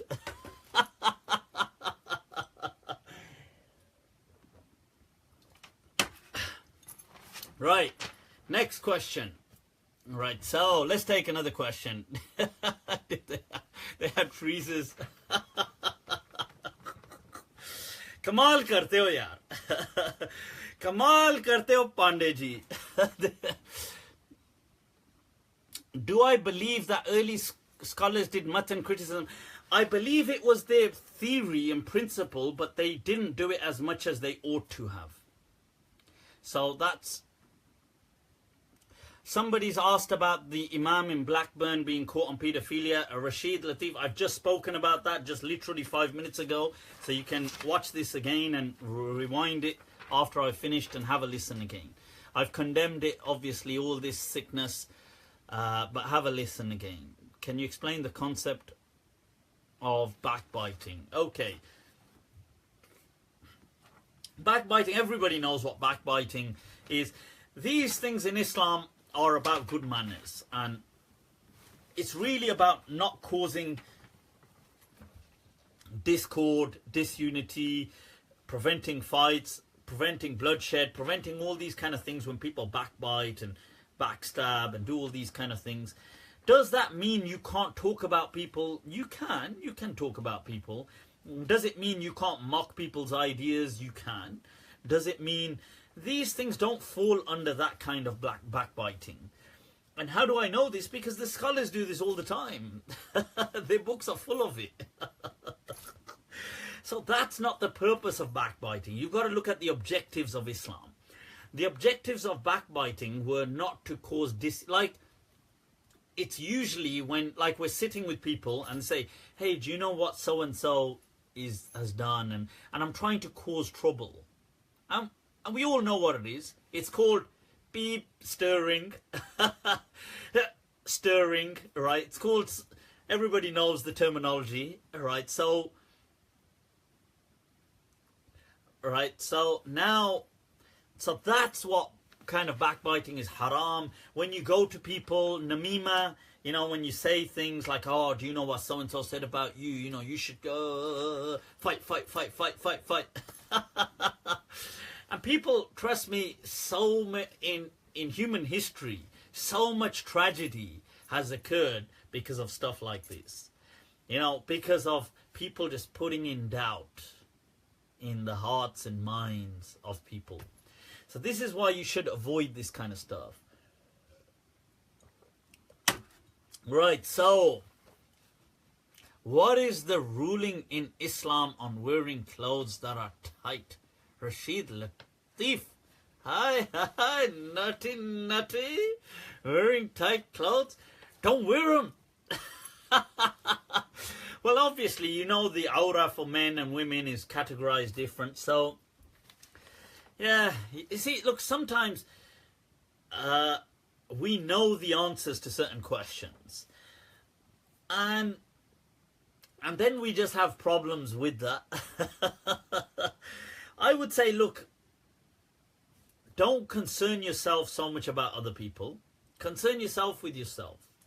If you feel uncomfortable in something, don't do it. If you feel something is wrong, don't do it. Right? Can we not stick to Sahih Hadith? Right, can we not stick to Sahih Hadith? Of course we can stick to Sahih Hadith. But as long as Ibn al-Jawzi says, and Suyuti and all these people explain, that as long as it doesn't clash with, they begin with the first principle, ma lam yubayin al-ma'qul, it doesn't clash with reason, lam yukhalif al-manqul, it doesn't contradict with transmissions like Quran and more authentic texts, walam yunaqid al-usul, and it doesn't clash against established principles in Islam. So, yep, of course.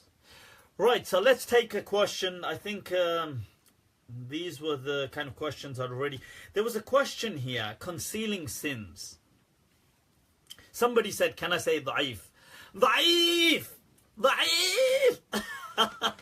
Da'if! That really bothered some people, didn't it? Islamic finance, I've done a whole video, I've done a whole section before. Search it on YouTube. My ruling on riba, interest. Islamic finance fits right into that, okay? And can we use weak hadith to promote virtuous actions? I would say, look, if those actions fall under general established principles, fine. Although personally I'm not too much in favor of weak hadith, but if it's going to help somebody in some general thing, okay, fine.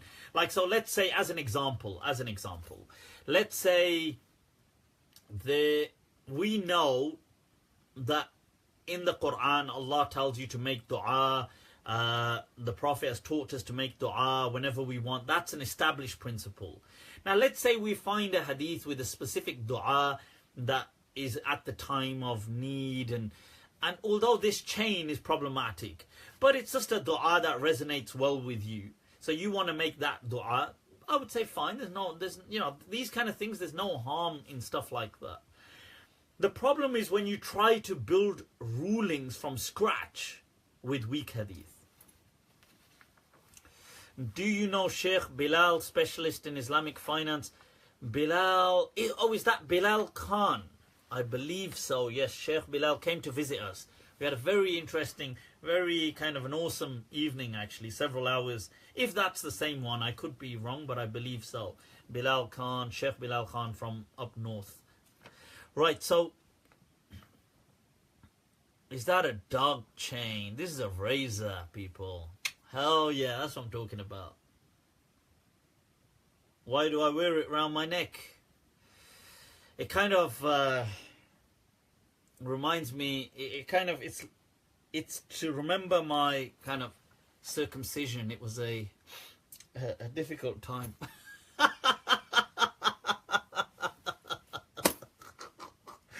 It's to it's to always think back to that time.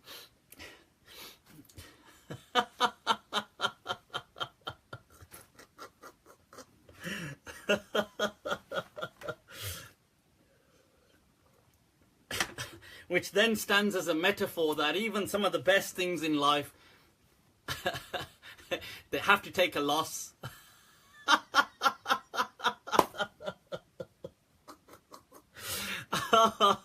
Oh, I'm going to get some fatwas for that.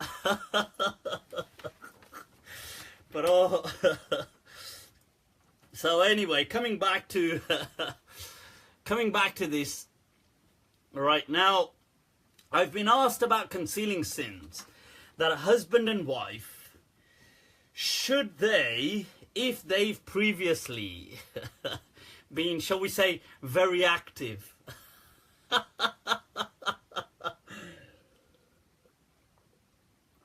if husband and wife have previously had a life enriched by Red Bull,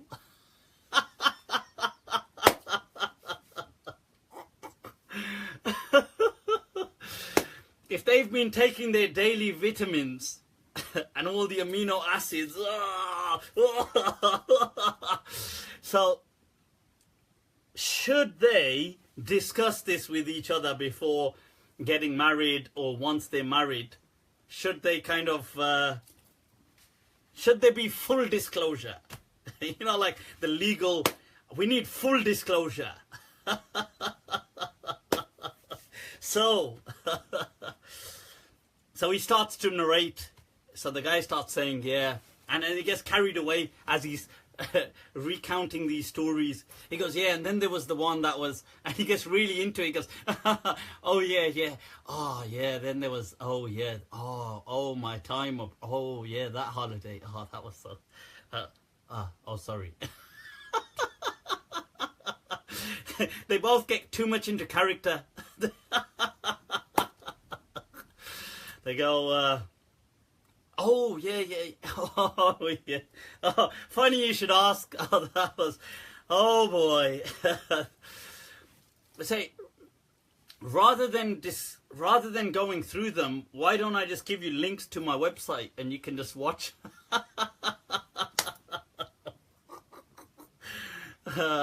You can just go through all the recordings if you want. I've just, you know, I often, you know, I just share them on my performances. Right, okay, that's how not to do it, people. That's how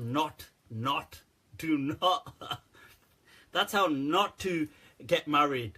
Do not be sharing your previous enthusiasms. Okay, that is totally, man, look, it's, do not go for this, I want transparency. Trust me, you don't. Why do you, I mean, you don't need it. Don't worry about it. Look, as a guy, if the woman has had relationships, or many relationships, or a few relationships, who cares? What's the big deal? Yeah, why are you so insecure? You're afraid you're not going to match up. Be confident in yourself, yaar. Look, the thing is, I think these are insecurities people have. Relax, chill out. It's not a competition. And you know this, no, we should be open. It's only going to breed, nice choice of words, it's only going to breed an air of suspicion amongst you. Like, people will be like, and this is when you get people saying things like, oh, she's on her phone, is it that guy again? Oh, is that guy back in touch? Or is, so she used to do this. Or she might think, well, he used to do all this, well, is that what he's up to again? Is this what, look, do not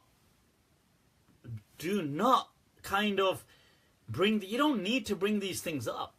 People may have had, I mean, you may find out, like, so for example, you might say things like, oh, right, so what was going on? And maybe, like, a girl might say, look, I was trying to get, you know, I was looking to get married to this guy, whatever, it didn't work out, or whatever, or I've been looking, and you might say, look, or I've been looking, and, you know, it's not really worked out. That, obviously, when you say I've been looking, that means, obviously, it's been people you've been looking at. You know, obviously, what the hell were you looking at? Obviously, people. So you've been engaging with it, right? So, you know, you've been in search, or whatever, and now you've arrived at this point. And so the main thing is that you move forward. some people get really insecure on this kind of stuff, and oh, are you a virgin?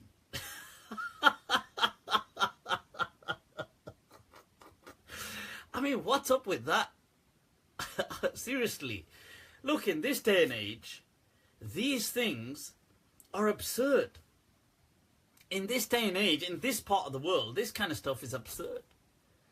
And you don't, once again, it comes back to just insecurities.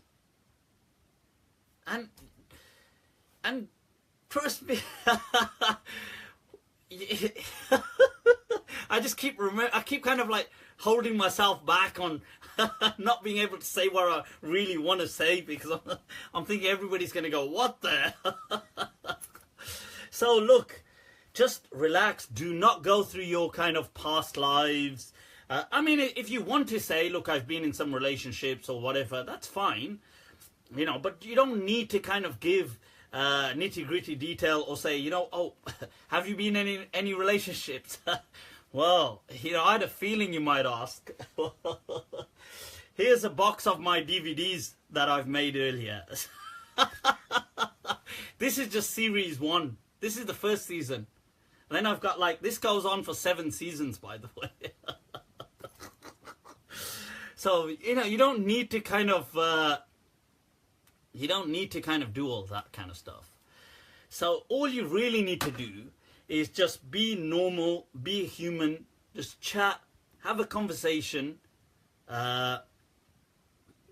People say, oh, but you know, you're going to flirt. Well, of course you're going to flirt. That's like, duh. People get so weird about this kind of stuff. Astaghfirullah. And you know, I'll tell you something Muslim people do a lot. When they want to get all like, they want to refute you, they'll say, oh, imagine it's your sister. I mean, like, okay, should I imagine my sister doing that then? It's like, you sicko. What kind of a sick imagination have you got? Why are you imagining your sister doing these things? I mean, that's like seriously disturbing. like, no, why should I imagine my sister? It's like, imagine your sister. Like, no, you sicko. Why should I'm not, just because you probably imagine those things, don't try to make me imagine that. I don't want to.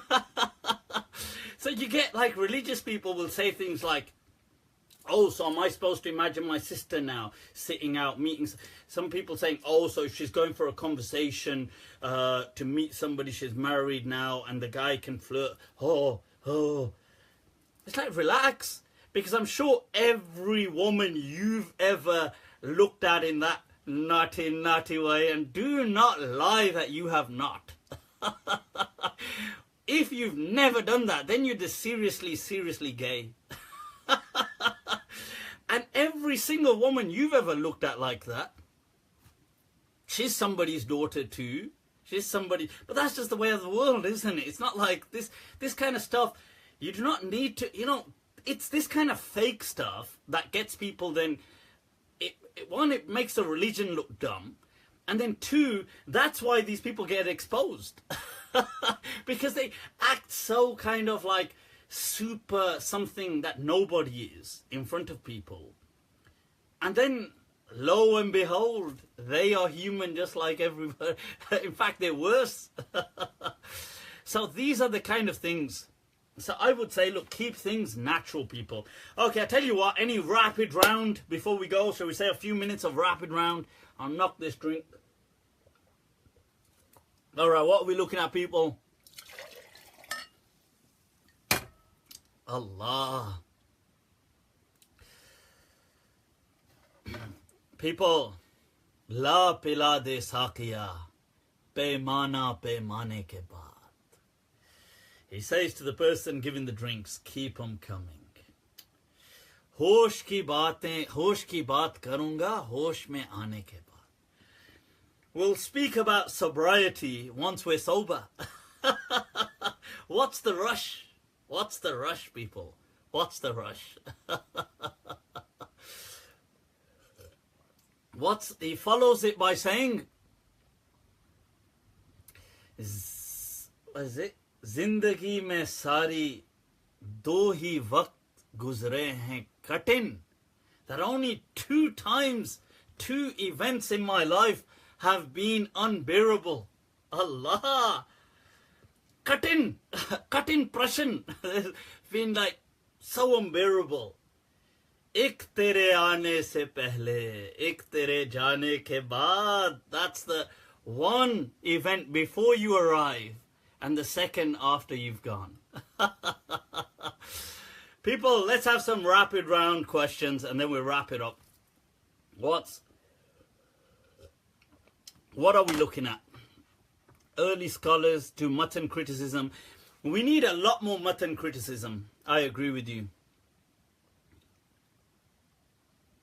Ek tere aane se pehle, ek tere jaane ke baad. What is the reality behind dreams one has? Hasib, I don't believe dreams necessarily have that kind of reality, although sometimes maybe, they've inspired people to do certain things, and that's good. If they freak people out, then in reality, I don't think they actually mean much. Mere zindagi ke dushman. How come you're drinking? Get real, man, Sadiq. It's a reverse camera. The camera portrait. Hukam for intergender.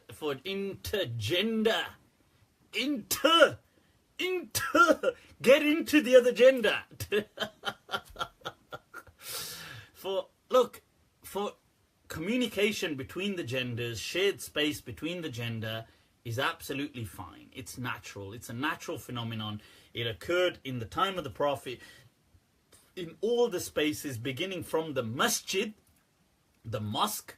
The Prophet's mosque, by today's religious people's standards, would be condemned. Okay, they would condemn it for being too liberal. The Prophet's mosque, Prophet could have put up a barrier, but no, Prophet did not do these things. So I mean, from the mosque to the marketplace, they were all shared spaces between the genders. So it's fine. Right, and people say, oh, but what if this is going to happen, that's going to happen? Well, relax. Calm yourself. This and that's happening anyway. You're just not a part of it. The party's already happening. You just haven't been invited. Get with the program. Come on, people. Where did the barrier come from? People made it up much later. Much later. They made it up. So, some rapid rant. Oh, by the way, I was going to mention, with this washing the heart of the Prophet, I'd made a note to mention this hadith, but I'd forgotten to mention it. It ties in well that where these kind of other influences come into Islam, sometimes Christian influences and things like that, in relation to this washing the heart, because the scholars said, oh, the heart of the Prophet was washed to purify it. Which once again shows the people struggling to cope with reality. They need a fantasy religion, and they need the Prophet to not be human but to be superhuman. There's a hadith in Bukhari that ties in with this, you see, and it shows the Christian influence. Look, hadith in Bukhari from Abu Hurairah radiallahu anh saying that ma min bani Adam mawlud, that there has never been a person, including the prophets, that the sons of the children of Adam that has been born, illa massahu shaitan, except the shaitan will kind of like touch him at birth. He will be touched by the devil. This is a hadith in Bukhari. Ghair, except Maryam wabnaha, except Maryam and her son, Jesus. That's a Sahih hadith in Bukhari. Tell me, is that not a Christian influence? Is that so the Prophet Muhammad sallallahu alayhi wasallam, all the other prophets were born with the devil touching them except Jesus and Mary? Is that not a problem? No hay problema? Huh? No hay de qué? Oh, that's a big problem. So So this is what I mean. This is what I mean. Así es, hermano, así es. This is how it is, man. That's what I'm saying. These things, this is why we have to sift and kind of filter through the matn, the content of these ahadith, and we've got to analyze and evaluate and see that, oh, there may be some hidden influences here. Right, so any final questions before any rapid round, before we shoot off? Anything going down, people? What's going down? What's happening? ¿Qué hubo? ¿Qué onda? ¿Qué onda actually sounds like the Punjabi ¿Qué onda? ¿Qué onda is Espanol, by the way, Spanish for like what's up, what's happening. What is the reality of hell? Obviously I said quick questions, but in essence nobody really knows. All we know is that it's Allah speaking in the afterlife of a kind of a punishment for people who disbelieve. Does it have to be literal? It doesn't have to be literal, because Ibn Abbas said that anything that's mentioned in the Quran is just the only commonality is the words. The reality, the Prophet said, nobody can even conceive the reality of the afterlife. So, right, pictures with faces at home. Yeah, definitely. I mean, if you're going to have pictures, they should have faces. Imagine just looking at a bunch of pictures with like the face blurred out. I tell you, that would be freaky as hell. Somebody should do that as a social experiment. Call somebody to that and just have loads of photos with the face kind of like blurred, like just kind of smudged, like they've got no face. Be freaky as hell, man. On that note, I was reading about the Victorian practice that when people would die, they would take a photo of them after their death. And the way they would do it, they had a whole practice of they would sit them up and they would make them kind of tie them onto this frame that would hold them up, and they would stand with family members. And the only thing they couldn't get was their eyes. So what they used to do is they would paint their eyes, they would close them and paint them on top. Really interesting. Some of them look freaky as hell, I'm telling you. Are dogs allowed in the house? Yes, they are. Dogs are allowed in the house. Although generally speaking, Muslim culture doesn't like that and appreciate it. So if you are around Muslims, just be sensitive to that culture. But in the Maliki school, all animals, life necessitates purity. All animals are pure if you touch them, or their saliva or things like this, or their sweat, including pigs. So that includes dogs too. And you can keep dogs. And those hadith that said you shouldn't keep dogs, Ibn Abi Zayd, in his time, he was known as Young Malik, they used to have dogs. And people said to him that didn't the Prophet and the companions forbid this, prohibit having dogs? And he said if they lived in our day and age, they would have kept lions, let alone dogs. So, yep, they are allowed. But generally the culture, you got to be sensitive as well to the culture. People, the Hanafis believe, and the Shafi'is believe dogs to be impure.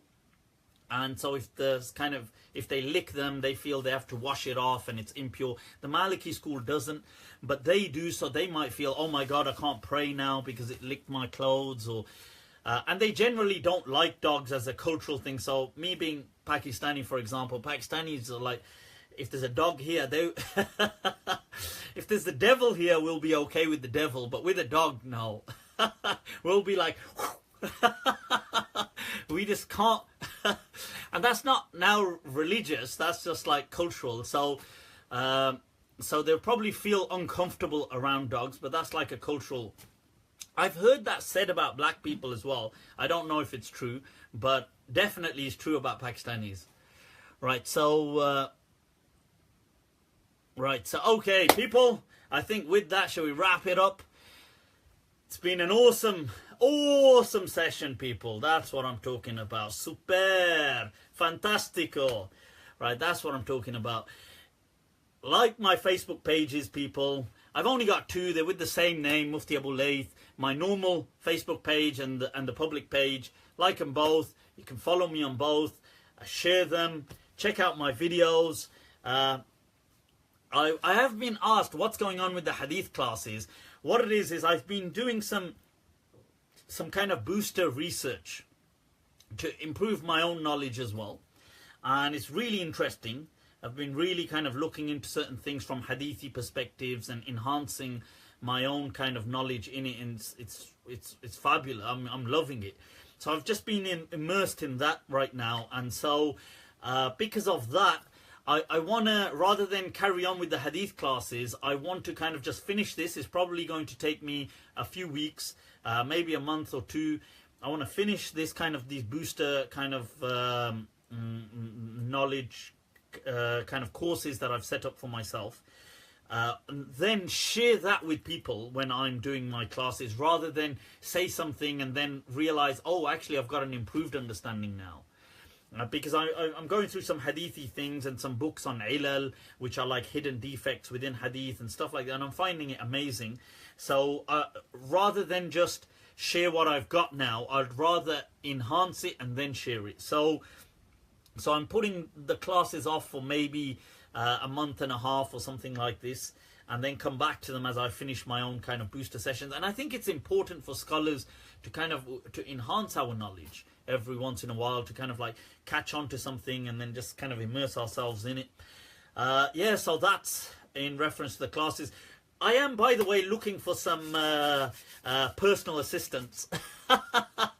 If you've got some time on your hands, and it could be remote personal assistance, but you're prepared, you know, you've got some knowledge on things like editing, uploading, audio extraction, stuff like this, and you want to kind of help out with my whole thing, you want to be a part of my whole kind of this thing, then do reach out to me, inshallah. And in turn, you know, at least we could kind of, I could help you develop your own kind of knowledge, your learning, input in your life, things like that. Have that kind of a relationship. And so it could be distant, as long as you've got access to the internet and you have some skills and you have some time. So I know in the past I did get some people, but then they've got a lot of commitments, and so then it becomes a problem, because I mean, because I don't like bothering people. So this is another thing. So as long as you've got some, you're on it basically, then give me a shout, message me privately, right? And inshallah that'll be awesome. If you're on Snapchat, you can add me, Malm2014, MALM2014, inshallah. Other than that, people, subhanallahi wa ta'ala amma yasifun. Allah is transcendent and above that which they attribute to him. Wa afdalu salati wa salam ala al-qa'il al-mamnoon. The best of blessings and salutations upon the Messenger of Allah, the Blessed, who said, Al-Madinatu khayrul lahum law kanu ya'lamun. That indeed Medina is better for them if but only they knew. Take very good care of yourselves, and I'll see you all inshallah next week. Wassalamu alaikum wa rahmatullahi ta'ala wa barakatuh.